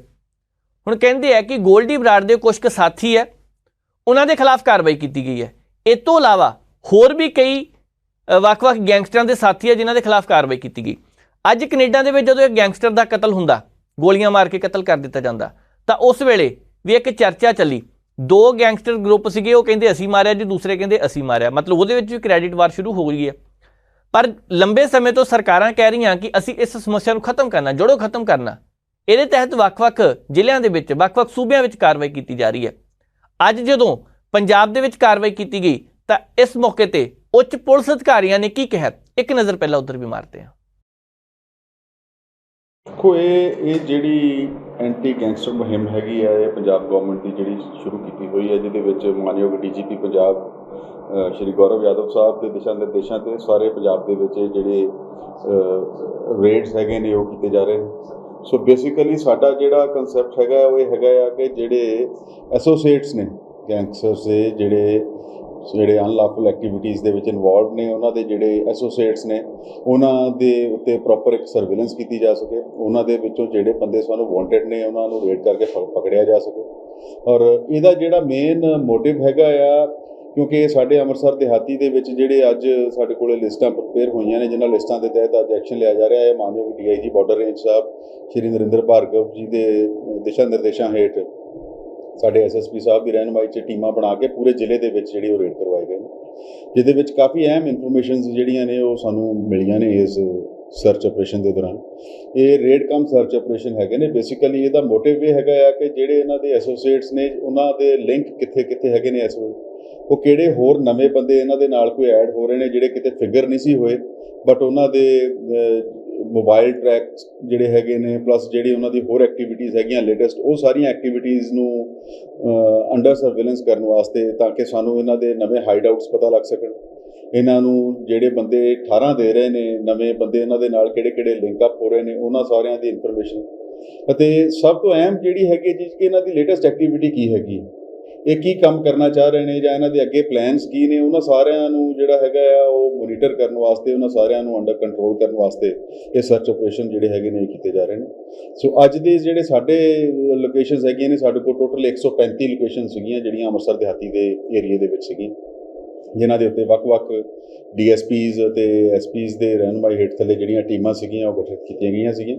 ਸੋ ਸਵੇਰੇ ਅੱਜ 5 ਵਜੇ ਤੋਂ ਇਹ ਜਿਹੜੇ ਕੰਟੀਨਿਊ ਇਹ ਰੇਡਸ ਨੇ ਇਹ ਚੱਲ ਰਹੇ ਨੇ। ਔਰ ਇਹਦੇ ਵਿੱਚ ਜਿਵੇਂ ਮੈਂ ਤੁਹਾਨੂੰ ਅੱਗੇ ਦੱਸਿਆ ਕਿ ਸਾਨੂੰ ਕਾਫੀ ਅੱਛੀ ਇਨਫੋਰਮੇਸ਼ਨ ਇਹਦੇ ਵਿੱਚ ਜਿਹੜੀ ਉਹ ਰਿਕਵਰ ਹੋਈ ਹੈ, ਜਿਹਦਾ ਆਉਣ ਵਾਲੇ ਸਮੇਂ ਦੇ ਵਿੱਚ ਸਾਨੂੰ ਕਾਫੀ ਅਹਿਮ ਫਾਇਦਾ ਹੋਊਗਾ, ਕਿਉਂਕਿ ਸਾਡੇ ਕੋਲੇ ਕੁਝ ਨਵੇਂ ਹਾਈਡ ਆਊਟਸ ਆਏ ਨੇ, ਨਵੇਂ ਬੰਦੇ ਜਿਹੜੇ ਇਹਨਾਂ ਦੇ ਨਾਲ ਲਿੰਕ ਅਪ ਹੋਏ ਸੀਗੇ ਉਹ ਬੰਦੇ ਸਾਨੂੰ ਫਿਗਰ ਹੋਏ ਨੇ। ਔਰ ਇਹਨਾਂ ਦੇ ਮੋਬਾਈਲ ਫੋਨਸ ਦੇ ਵਿੱਚੋਂ ਕਾਫੀ ਕੁਝ ਐਸਾ ਸਾਨੂੰ ਮਿਲਿਆ ਹੈ ਜਿਹਦੇ ਨਾਲ ਸਾਨੂੰ ਅੱਗੇ ਵਧੀਆ ਰਿਕਵਰੀਜ਼ ਅਤੇ ਇਹਨਾਂ ਦੇ ਜਿਹੜੇ ਪਲਾਨ ਸੀਗੇ ਉਹ ਮਿਲੇ ਨੇ, ਜਿਨ੍ਹਾਂ ਨੂੰ ਅਸੀਂ ਬਸਟ ਕਰਾਂਗੇ। ਸੋ ਪੁਲਿਸ ਦੇ ਉੱਚ ਅਫਸਰਾਂ ਨੇ ਦੱਸਿਆ ਕਿ ਅਸੀਂ ਕਾਰਵਾਈ ਇਹ ਹੋਰ ਵੀ ਅੱਗੇ ਜਾਰੀ ਰੱਖਾਂਗੇ। ਦੇਖੋ, ਵਿਸ਼ਵ ਦੇ ਕਈ ਦੇਸ਼ਾਂ ਵਿੱਚ ਅਸੀਂ ਜ਼ਿਕਰ ਕਰਕੇ ਹਟਿਆ, ਕੈਨੇਡਾ ਦੇ ਵਿੱਚ ਵੀ ਇਹ ਘਟਨਾਵਾਂ ਵਧੀਆਂ ਨੇ। ਜੇਕਰ ਕੈਨੇਡਾ ਦਾ ਜ਼ਿਕਰ ਕਰੀਏ ਤਾਂ 2019 ਤੱਕ ਹੀ, ਜਦੋਂ 1 ਸਾਲ ਦੇ ਵਿੱਚ ਹੀ, 1-2 ਸਾਲਾਂ ਦੇ ਵਿੱਚ ਹੀ 400 ਤੋਂ ਵੱਧ ਇਸ ਤਰ੍ਹਾਂ ਦੀਆਂ ਘਟਨਾਵਾਂ ਸਾਹਮਣੇ ਆਉਂਦੀਆਂ, ਤੇ ਉਹਦੇ ਵਿੱਚ ਪੰਜਾਬੀ ਕਈ ਨੌਜਵਾਨਾਂ ਦਾ ਕਤਲ ਹੋ ਜਾਂਦਾ। ਉਹਦੇ ਵਿੱਚੋਂ ਅੱਧਿਆਂ ਦਾ ਸੰਬੰਧ ਗੈਂਗਸਟਰਾਂ ਦੇ ਨਾਲ ਜੁੜਦਾ ਸੀਗਾ। ਉਦੋਂ ਵੀ ਬੜੀ ਚਿੰਤਾ ਪ੍ਰਗਟ ਕੀਤੀ ਗਈ ਸੀ ਕਿ ਇਹ ਬੱਚੇ ਉੱਥੇ ਪੜ੍ਹ ਨਹੀਂ ਜਾਂਦੇ ਆ, ਅਮਰੀਕਾ ਵਰਗੇ ਮੁਲਕ ਦੇ ਵਿੱਚ ਜਦੋਂ ਘਟਨਾ ਵਾਪਰਦੀਆਂ। ਸੋ ਬੜੀਆਂ ਮੰਦਭਾਗੀਆਂ ਘਟਨਾਵਾਂ ਨੇ, ਪੰਜਾਬ ਦੇ ਵਿੱਚ ਵਾਪਰਨ, ਕੈਨੇਡਾ ਚਾਹੇ ਅਮਰੀਕਾ ਦੇ ਵਿੱਚ ਵਾਪਰਨ। ਇਹ ਸਾਰਾ ਕੁਝ ਖਤਮ ਹੋਣਾ ਚਾਹੀਦਾ, ਪਰ ਫਿਰ ਵੀ ਅਜੇ ਤੱਕ ਵੀ ਇਹ ਕੰਮ ਚੱਲਦਾ ਪਿਆ। ਜੋ ਪੇਪਰਲੈਸ ਬਜਟ ਕੀਤਾ ਗਿਆ ਉਹਦਾ ਕਿਹੜਾ ਫਾਇਦਾ ਹੋਣਾ, ਤੇ ਕਿਹੜੇ ਵਿਧਾਇਕਾਂ ਨੇ ਕਿਸ ਹਿਸਾਬ ਦੇ ਨਾਲ ਉੱਥੇ ਹਾਜ਼ਰੀ ਲਾਉਣੀ ਹੈ, ਤੇ ਕਿਸ ਤਰ੍ਹਾਂ ਲੋਕ ਸਾਰੇ ਉਤੋਂ ਡਾਟਾ ਪ੍ਰਾਪਤ ਕਰ ਸਕਦੇ। ਚੰਗੀ ਗੱਲ ਹੈ, ਕਿਉਂਕਿ ਇੱਕ ਤਾਂ ਇਹਦੇ ਕਰਕੇ ਕਾਗਜ਼ ਬਚਣਗੇ। ਵੈਸੇ ਹੁੰਦਾ ਕਿ ਅੱਜ ਕੱਲ੍ਹ ਬਹੁਤ ਸਾਰੇ ਲੋਕ ਇਸ ਤਰ੍ਹਾਂ ਦੇ ਹੁੰਦੇ ਆ ਜਿਨ੍ਹਾਂ ਨੇ ਇੱਕ ਲਾਈਨ ਹੀ ਭਾਵੇਂ ਲਿਖਣੀ ਹੋਵੇ, ਪੂਰਾ ਕਾਗਜ਼ ਹੀ ਖਤਮ ਕਰ ਦਿੰਦੇ ਆ। ਕਿਸੇ ਨੇ ਇਹ ਵੀ ਦੇਖਣਾ ਹੋਵੇ ਨਾ ਪ੍ਰੋਗਰਾਮ ਦੇ ਵਿੱਚ ਕਿੱਥੇ ਗਲਤੀ ਹੈ, ਕਿੱਥੇ ਕੀ ਕਰਨਾ, ਕਿੱਥੇ ਨਿਸ਼ਾਨੀ ਲਗਾਉਣੀ ਹੈ, ਉਹ ਵੀ ਪੂਰਾ ਕਾਗਜ਼ ਖਰਾਬ ਕਰ ਦਿੰਦੇ। ਹਾਲਾਂਕਿ ਦਰਖਤ ਕਿੰਨੇ ਕੱਟ ਹੁੰਦੇ ਆ ਇਹਦੇ ਬਾਰੇ ਕਦੀ ਕਿਸੇ ਨੇ ਕੋਈ ਵੀ ਧਿਆਨ ਨਹੀਂ ਦਿੱਤਾ। ਵਧੀਆ ਗੱਲ ਹੈ, ਇਹਦੇ ਵਿੱਚ ਪੈਸੇ ਦੀ ਬਚਤ ਹੋਵੇਗੀ। ਵਧੀਆ ਗੱਲ ਹੈ, ਇਹਦੇ ਵਿੱਚ ਪੇਪਰ ਬਚੇਗਾ। ਵਧੀਆ ਗੱਲ ਹੈ, ਇਹਦੇ ਵਿੱਚ ਸਮਾਂ ਬਚੇਗਾ। ਆਉਣ ਵਾਲੇ ਸਮੇਂ ਦੇ ਦੌਰਾਨ 10-16 ਸੂਬਿਆਂ ਨੇ ਜੋ ਫੈਸਲਾ ਲਿਆ ਸੀ, ਪੰਜਾਬ ਵੀ ਉਸ ਲਿਸਟ ਦੇ ਵਿੱਚ ਸ਼ਾਮਲ ਹੋ ਗਿਆ, ਤੇ ਇਸ ਦਾ ਸਵਾਗਤ ਕੀਤਾ ਜਾਣਾ ਚਾਹੀਦਾ, ਕਿਉਂਕਿ ਚੰਗਾ ਕਦਮ ਇਹ ਲੱਗਦਾ ਚੁੱਕਿਆ ਗਿਆ। ਸੋ ਅਨੰਦਪ੍ਰੀਤ ਸਾਡੇ ਨਾਲ ਜੁੜ ਚੁੱਕੇ ਨੇ, ਗੱਲਬਾਤ ਕਰਦੇ ਹਾਂ। ਅਨੰਦਪ੍ਰੀਤ ਜੀ, ਬਹੁਤ-ਬਹੁਤ ਸਵਾਗਤ ਹੈ। ਸ਼ੁਕਰੀਆ ਨਵਜੀਤ ਜੀ। ਅਨੰਦਪ੍ਰੀਤ ਜੀ, ਪੰਜਾਬ ਵਿਧਾਨ ਸਭਾ ਵਿੱਚ ਜੋ ਅੱਜ ਇੱਕ ਡਰਿਲ ਹੋਈ ਹੈ, ਪੇਪਰਲੈਸ ਬਜਟ, ਆਉਂਦੇ ਸਮੇਂ ਦੇ ਦੌਰਾਨ ਚਰਚਾ ਜਦੋਂ ਵੀ ਹੋਣੀ ਹੈ ਤਾਂ ਉਹਦੇ ਤੇ ਹੋਣੀ ਹੈ। ਪਹਿਲਾਂ ਤੇ ਸਮਝਾਇਓ ਪੇਪਰਲੈਸ ਬਜਟ ਹੈ ਕੀ ਹੈ, ਹੋਰਾਂ ਸੂਬਿਆਂ ਦੇ ਵਿੱਚ ਵੀ ਹੈਗਾ, ਦੱਸਿਓ ਤਾਂ ਜਰਾ। ਬਿਲਕੁਲ ਨਵਜੀਤ ਜੀ, ਤੇ ਅੱਜ ਵਿਧਾਨ ਸਭਾ ਦੇ ਵਿੱਚ ਇੱਕ ਵਰਕਸ਼ਾਪ ਰੱਖੀ ਹੋਈ ਸੀ ਜਿੱਥੇ ਕਿ ਅੱਜ ਪੰਜਾਬ ਦੇ 117 ਐਮਐਲਏ ਨੂੰ ਨਵੀਂ ਟ੍ਰੇਨਿੰਗ ਉਹਨਾਂ ਦੀ ਦਿੱਤੀ ਜਾ ਰਹੀ ਸੀ। ਇਸ ਦੇ ਤਹਿਤ ਜਿਹੜੇ ਚੁਣੇ ਗਏ ਵਿਧਾਇਕ ਨੇ ਉਹਨਾਂ ਨੂੰ ਇੱਕ ਅੱਜ ਤੋਂ ਬਾਅਦ ਜਿਹੜੇ ਵੀ ਪ੍ਰਸ਼ਨ ਹੋਣਗੇ ਜਾਂ ਜਿਹੜੀ ਵੀ ਕਾਰਵਾਈ ਹੋਏਗੀ ਉਹ ਇੱਕ ਡਿਜੀਟਲ ਤਰੀਕੇ ਦੇ ਨਾਲ ਹੋਏਗੀ। ਤੇ ਪਹਿਲਾਂ ਕੀ ਹੁੰਦਾ ਸੀ ਨਵਜੀਤ ਜੀ, ਪਹਿਲਾਂ ਕੋਈ ਵੀ ਸਵਾਲ ਜਾਂ ਫਿਰ ਕੋਈ ਹੋਰ ਕਾਰਵਾਈ ਹੁੰਦੀ ਸੀ ਵਿਧਾਨ ਸਭਾ ਦੀ ਜਾਂ ਕਿਸੇ ਵੀ ਅਸੈਂਬਲੀ ਦੀ, ਤਾਂ ਉਹ ਪਹਿਲਾਂ ਹੁੰਦੀ ਸੀ ਪੇਪਰ ਦੇ ਉੱਤੇ। ਤਾਂ ਜਿਹੜੇ ਮਾਨਯੋਗ ਮੈਂਬਰ ਹੁੰਦੇ ਸੀ ਉਹਨਾਂ ਵੱਲੋਂ ਜਿਹੜੇ ਸਵਾਲ ਹੁੰਦੇ ਸੀ, ਸਵਾਲਾਂ ਤੋਂ ਬਾਅਦ ਜਿਹੜੇ ਉਹਨਾਂ ਦੇ ਜਵਾਬ ਹੁੰਦੇ ਸੀ ਉਹ ਕਈ ਪੇਜਾਂ ਤੱਕ ਫੈਲੇ ਹੁੰਦੇ ਸੀਗੇ। ਤੇ ਕਈ ਵਾਰੀ ਬਹੁਤ ਜ਼ਿਆਦਾ ਜਿਹੜਾ ਉਹ ਉਹਨਾਂ ਨੂੰ ਚੱਕਣਾ, ਉਠਾਣਾ, ਰੱਖਣਾ, ਸਾਂਭਣਾ ਇਹ ਬੜਾ ਮੁਸ਼ਕਿਲ ਹੁੰਦਾ ਸੀਗਾ। ਤੇ ਹੁਣ ਜਿਹੜਾ ਇੱਕ ਨਵੇਂ ਤਰੀਕੇ ਦੇ ਨਾਲ, ਇਸ ਤੋਂ ਪਹਿਲਾਂ ਵੀ ਨਵਜੀਤ ਜੀ ਤੁਸੀਂ ਬਿਲਕੁਲ ਠੀਕ ਹੈ, 10 ਤੋਂ ਵੱਧ ਸੂਬੇ ਨੇ ਜਿਹੜੇ ਉਹ ਇਸ ਨੂੰ ਪਹਿਲਾਂ ਹੀ ਇੰਪਲੀਮੈਂਟ ਕਰ ਚੁੱਕੇ ਨੇ ਤੇ ਪੰਜਾਬ ਉਹਨਾਂ ਸੂਬਿਆਂ ਦੇ ਵਿੱਚੋਂ ਇੱਕ ਬਣ ਗਿਆ। ਪਰ ਪੰਜਾਬ ਦੇ ਵਿੱਚ ਉਹ ਕਹਿ ਰਹੇ ਨੇ ਕਿ ਇੱਕ ਵਾਰ ਜਿਹੜੀ ਬਾਕੀ ਸੂਬਿਆਂ ਨਾਲ ਵੱਖਰੀ ਗੱਲ ਇਹ ਹੋਈ ਹੈ ਕਿ ਇੱਥੇ ਜਿਹੜੇ ਪੰਜਾਬ ਦੇ ਆਮ ਲੋਕ ਨੇ ਉਹ ਵੀ ਇਸ ਨੂੰ ਦੇਖ ਸਕਦੇ ਨੇ ਕਿ ਉਹਨਾਂ ਦੇ ਚੁਣੇ ਹੋਏ ਨੁਮਾਇੰਦੇ ਨੇ ਕਿਹੜਾ ਪ੍ਰਸ਼ਨ ਪੁੱਛਿਆ ਜਾਂ ਪਿਛਲੇ ਸੈਸ਼ਨ ਦੌਰਾਨ ਕਿਹੜਾ ਪ੍ਰਸ਼ਨ ਪੁੱਛਿਆ ਗਿਆ ਸੀ, ਉਸ ਦਾ ਜਿਹੜਾ ਸੰਬੰਧਿਤ ਵਿਭਾਗ ਸੀਗਾ ਉਹਨਾਂ ਵੱਲੋਂ ਕੀ ਜਵਾਬ ਆਇਆ ਤੇ ਉਸ ਤੋਂ ਬਾਅਦ ਜਿਹੜੀ ਉਹ ਕੋਈ ਕਾਰਵਾਈ ਹੋਈ ਹੈ ਜਾਂ ਨਹੀਂ ਹੋਈ ਤੇ ਇੱਕ ਪਬਲਿਕ ਡੋਮੇਨ ਦੇ ਵਿੱਚ ਵੀ ਜਾਏਗਾ। ਦੂਸਰਾ, ਜਿਹੜੇ ਐਮਐਲਏ ਚੁਣ ਕੇ ਗਏ ਹੋਏ ਨੇ ਤੇ ਉਹ ਪਹਿਲਾਂ ਕੀ ਕਰਦੇ ਸੀ, ਪਹਿਲਾਂ ਉਹਨਾਂ ਨੂੰ ਆਪਣੇ ਸਵਾਲ ਲਗਾਉਣ ਵਾਸਤੇ ਜਾਂ ਤਾਂ ਈਮੇਲ ਦਾ ਸਹਾਰਾ ਲੈਣਾ ਪੈਂਦਾ ਸੀ ਜਾਂ WhatsApp ਦੇ ਉੱਤੇ ਜਾਂ ਫਿਰ ਖੁਦ ਪ੍ਰੈਜ਼ੈਂਟ ਹੋ ਕੇ ਆਪਣੇ ਸਵਾਲ ਜਿਹੜੇ ਉਹ ਲਿਖਤੀ ਤੌਰ ਦੇ ਉੱਤੇ ਵਿਧਾਨ ਸਭਾ ਸਕੱਤਰੇਤ ਦੇ ਵਿੱਚ ਜਮ੍ਹਾਂ ਕਰਾਉਣੇ ਪੈਂਦੇ ਸੀਗੇ। ਤੇ ਉਸ ਤੋਂ ਬਾਅਦ ਉਹਨਾਂ ਨੂੰ ਲਿਸਟਡ ਕੀਤਾ ਜਾਂਦਾ ਸੀ, ਫਿਰ ਸੰਬੰਧਿਤ ਵਿਭਾਗ ਕੋਲੇ ਜਾਂਦਾ ਸੀ, ਸੰਬੰਧਿਤ ਵਿਭਾਗ ਕੋਲੋਂ ਬਾਅਦ ਦੇ ਵਿੱਚ ਫਿਰ ਦੁਬਾਰਾ ਵਿਧਾਨ ਸਭਾ ਸਕੱਤਰੇਤ ਆਉਂਦਾ ਸੀ, ਵਿਧਾਨ ਸਭਾ ਸਕੱਤਰੇਤ ਤੋਂ ਫਿਰ ਦੁਬਾਰਾ ਮਾਨਯੋਗ ਜਿਹੜੇ ਮੈਂਬਰ ਨੇ ਐਮਐਲਏ ਨੇ ਉਹਨਾਂ ਤੱਕ ਇਹ ਜਵਾਬ ਜਾਂਦਾ ਸੀ ਕਿ ਤੁਹਾਡੇ ਪੁੱਛੇ ਗਏ ਸਵਾਲ ਦਾ ਸੰਬੰਧਿਤ ਵਿਭਾਗ ਵੱਲੋਂ ਇਹ ਜਵਾਬ ਮਿਲਿਆ। ਹੁਣ ਕੀ ਹੋਏਗਾ, ਹੁਣ ਜਿਹੜਾ ਵੀ ਕੋਈ ਵੀ ਐਮਐਲਏ, ਮੰਨ ਲਓ ਗੜ੍ਹਸ਼ੰਕਰ ਦਾ ਐਮਐਲਏ, ਮੰਨ ਲਓ ਪਠਾਨਕੋਟ ਦਾ ਐਮਐਲਏ ਇੱਕ ਸਵਾਲ ਪੁੱਛਦਾ ਤਾਂ ਉਸ ਸਵਾਲ ਦਾ ਸਟੇਟਸ ਹੋ ਸਕਦਾ, ਸਟੇਟਸ ਜੇ ਤਾਂ ਆਪਾਂ ਕੋਈ ਆਨਲਾਈਨ ਆਰਡਰ ਕਰਦੇ ਹਾਂ ਤਾਂ ਉਦੋਂ ਸਾਨੂੰ ਪਤਾ ਲੱਗਦਾ ਕਿ ਸਾਡਾ ਸਮਾਨ ਕਿੱਥੋਂ ਤੁਰਿਆ, ਕਿੱਥੇ ਪਹੁੰਚ ਗਿਆ, ਕਿੰਨੇ ਦੇਰ ਤੱਕ ਸਾਨੂੰ ਡਿਲੀਵਰੀ ਮਿਲ ਜੂਗੀ ਉਸ ਸਮਾਨ ਦੀ। ਤਾਂ ਇਹ ਜਿਹੜਾ ਹੁਣ ਵਿਧਾਨ ਸਭਾ ਦੇ ਵਿੱਚ ਦੇਖਣ ਨੂੰ ਮਿਲੇਗਾ ਕਿ ਤੁਹਾਡਾ ਸਵਾਲ ਲਗਾਇਆ ਤੁਸੀਂ ਤਾਂ ਉਹ ਸਵਾਲ ਹੁਣ ਕਿਹੜੇ ਵਿਭਾਗ ਕੋਲੇ ਆ, ਉਸ ਵਿਭਾਗ ਤੋਂ ਕੀ ਉਹ ਵਿਧਾਨ ਸਭਾ ਸਕੱਤਰੇਤ ਆ ਗਿਆ, ਤਾਂ ਤੁਸੀਂ ਇੱਕ ਜਿਹੜਾ ਪੂਰਾ ਪ੍ਰੋਸੈਸ ਹੈ ਉਹ ਵੀ ਇਸ ਦੇ ਵਿੱਚ ਦੇਖਣ ਨੂੰ ਮਿਲੇਗਾ। ਇਸ ਤੋਂ ਇਲਾਵਾ ਜਿਹੜੇ ਬਿੱਲ ਹੋਣਗੇ ਜਾਂ ਵਿਧਾਨ ਸਭਾ ਦਾ ਜਦੋਂ ਸੈਸ਼ਨ ਹੁੰਦਾ ਤਾਂ ਉਦੋਂ ਬਹੁਤ ਸਾਰੇ, ਜਦੋਂ ਅਸੀਂ ਵਿਧਾਨ ਸਭਾ ਨੂੰ ਕਵਰ ਕਰਦੇ ਹਾਂ ਤਾਂ ਬਹੁਤ ਸਾਰੇ ਮੰਡਲ ਹੁੰਦੇ ਨੇ ਜਿਹੜੇ ਕਾਗਜ਼ਾਂ ਦੇ ਉਹ ਸਾਡੇ ਸਾਹਮਣੇ ਲਿਆ ਕੇ ਵੀ ਰੱਖ ਦਿੱਤੇ ਜਾਂਦੇ ਨੇ, ਪੱਤਰਕਾਰਾਂ ਸਾਹਮਣੇ, ਤੇ ਇਸੇ ਤਰੀਕੇ ਨਾਲ ਮੈਂਬਰਾਂ ਦੇ ਸਾਹਮਣੇ ਵੀ ਰੱਖ ਦਿੱਤੇ ਜਾਂਦੇ ਨੇ ਤੇ ਉਹਨਾਂ ਨੂੰ ਇੱਕੋ ਸਮੇਂ ਦੇ ਉੱਤੇ ਪੜ੍ਹਨਾ ਬੜਾ ਮੁਸ਼ਕਿਲ ਹੁੰਦਾ ਤੇ ਜਦੋਂ ਉਹਨਾਂ ਨੂੰ ਕੈਰੀ ਕਰਨਾ, ਉਹਨਾਂ ਨੂੰ ਲੈ ਕੇ ਵਾਪਸ ਆਉਣਾ ਉਹ ਵੀ ਬੜਾ ਮੁਸ਼ਕਿਲ ਹੁੰਦਾ ਸੀਗਾ। ਹੁਣ ਇਹ ਆਸਾਨ ਹੋ ਗਿਆ ਕਿ ਤੁਸੀਂ ਆਨਲਾਈਨ ਹੀ ਜਿਹੜੇ ਉਹ ਸਾਰਾ ਕੁਝ ਰੱਖਿਆ ਹੋਇਆ, ਮੰਨ ਲਓ ਤੁਸੀਂ ਕਿਤੇ ਬਾਹਰ ਖੜੇ ਹੋ, ਮੰਨ ਲਓ ਤੁਸੀਂ ਆਪਣੇ ਘਰੇ ਬੈਠੇ ਹੋ, ਮੰਨ ਲਓ ਤੁਸੀਂ ਦਫ਼ਤਰ 'ਚ ਬੈਠੇ ਹੋ, ਤਾਂ ਇੱਕ ਜਿਹੜਾ ਇੱਕ ਐਪ ਹੈ ਨੇਵਾ ਐਪ, ਉਸ ਦੇ ਤਹਿਤ ਕੋਈ ਵੀ ਪੰਜਾਬੀ ਤੇ ਨਾਲ ਦੀ ਨਾਲ ਜੇ ਦੇਸ਼ ਦੇ ਵਿੱਚ, ਦੁਨੀਆ ਦੇ ਵਿੱਚ ਕਿਤੇ ਮਰਜ਼ੀ ਬੈਠਿਆ, ਉਹ ਜੇ ਦੇਖਣਾ ਚਾਹੁੰਦਾ ਕਿ ਵਿਧਾਨ ਸਭਾ ਦੇ ਵਿੱਚ ਕੀ ਕਾਰਵਾਈ ਚੱਲ ਰਹੀ ਹੈ ਉਹ ਵਿਧਾਨ ਸਭਾ ਦੀ ਕਾਰਵਾਈ ਦੇਖ ਸਕਦਾ ਹੈ। ਤਾਂ ਇਸ ਦਾ ਜਿਹੜਾ ਉਹ ਫਾਇਦਾ ਉਹ ਹੋਏਗਾ। ਪਰ ਤੁਹਾਨੂੰ ਨਵਜੀਤ ਜੀ ਮੈਂ ਤੁਹਾਨੂੰ ਦੱਸ ਦਈਏ ਕਿ ਇਸ ਤੋਂ ਪਹਿਲਾਂ ਵੀ ਪੰਜਾਬ ਸਰਕਾਰ ਦੇ ਵੱਲੋਂ ਇਹ ਵਾਲਾ ਬਜਟ ਸੈਸ਼ਨ 2023-24 ਵਾਲਾ ਤੇ 22-23 ਵਾਲਾ ਜਿਹੜਾ ਬਜਟ ਸੈਸ਼ਨ ਸੀ ਉਸ ਨੂੰ ਪੇਪਰਲੈਸ ਕੀਤਾ ਗਿਆ ਸੀ। ਇੱਕ ਬਾਰਕੋਡ ਜਿਹੜਾ ਜ਼ਰੂਰ ਦਿੱਤਾ ਜਾ ਰਿਹਾ ਸੀਗਾ ਸਾਰੇ ਐਮਐਲਏ ਨੂੰ ਤੇ ਉੱਥੋਂ ਪੱਤਰਕਾਰ ਸਾਹਿਬਾਨਾਂ ਨੂੰ ਕਿ ਤੁਸੀਂ ਇਸ ਬਾਰਕੋਡ ਨੂੰ ਸਕੈਨ ਕਰੋ ਤੇ ਆਨਲਾਈਨ ਹੀ ਜਿਹੜਾ ਉਹ ਤੁਹਾਨੂੰ ਬਜਟ ਹੈ, ਬਜਟ ਦੀ ਜਿਹੜੀ ਸਪੀਚ ਹੈ, ਬਜਟ ਦੀ ਜਿਹੜੀ ਕਾਪੀ ਹੈ ਉਹ ਤੁਹਾਨੂੰ ਆਨਲਾਈਨ ਦੇਖਣ ਨੂੰ ਮਿਲੇਗੀ PDF ਦੇ ਰੂਪ ਦੇ ਵਿੱਚ। ਪਰ ਇਸ ਵਾਰ ਕੀ ਹੈ, ਹੁਣ ਇੱਕ ਐਪ ਬਣਾ ਦਿੱਤੀ ਗਈ ਹੈ, ਐਪ ਦੇ ਉੱਤੇ ਸਾਰੀ ਜਾਣਕਾਰੀ ਹੋਏਗੀ। ਉਸ ਨੂੰ ਕੋਈ ਵੀ ਬਸ਼ਿੰਦਾ ਉਹ ਜਿਹੜਾ ਵੀ ਪੰਜਾਬ ਵਿਧਾਨ ਸਭਾ ਦੀ ਕਾਰਵਾਈ ਦੇਖਣਾ ਚਾਹੁੰਦਾ ਉਹ ਆਪਣੇ ਘਰ ਬੈਠ ਕੇ ਵੀ ਦੇਖ ਸਕਦਾ ਤੇ ਉੱਥੇ ਬੈਠੇ ਹੋਏ ਸਦਨ ਦੇ ਵਿੱਚ ਜਿਹੜੇ ਐਮਐਲਏ ਨੇ ਉਹ ਵੀ ਦੇਖ ਸਕਦੇ ਨੇ। ਨੰਦਪ੍ਰੀਤ ਇੱਥੇ ਇੱਕ ਚੀਜ਼ ਹੋਰ ਦੱਸਿਓ, ਚਲੋ ਇਹ ਬਹੁਤ ਚੰਗੀ ਗੱਲ ਹੋਣੀ ਹੈ ਕਿਉਂਕਿ ਆਮ ਨਾਗਰਿਕ ਉਹਨਾਂ ਨੂੰ ਤਾਂ ਕਦੇ ਪਤਾ ਨਹੀਂ ਹੁੰਦਾ ਕਿਹੜੇ ਵੇਲੇ ਸੈਸ਼ਨ ਸ਼ੁਰੂ ਹੋ ਜਾਂਦਾ, ਕਿਹੜੇ ਵੇਲੇ ਖਤਮ ਹੋ ਜਾਂਦਾ, ਸਵਾਲ ਤਾਂ ਉਹਨਾਂ ਨੇ ਕੀ ਪੁੱਛਣੇ ਹੁੰਦੇ ਜਾਂ ਕੀ ਦੇਖਣੇ ਹੁੰਦੇ ਆ। ਪਰ ਇੱਕ ਗੱਲ ਇੱਥੇ ਦੱਸਿਓ ਕਿ ਜਿਹੜੇ ਵਿਧਾਇਕ ਨੇ ਜਾਂ ਮੰਤਰੀ ਨੇ ਉਹਨਾਂ ਨੂੰ ਕਿਸ ਤਰ੍ਹਾਂ ਫਾਇਦਾ ਹੋ ਸਕਦਾ ਹੈ?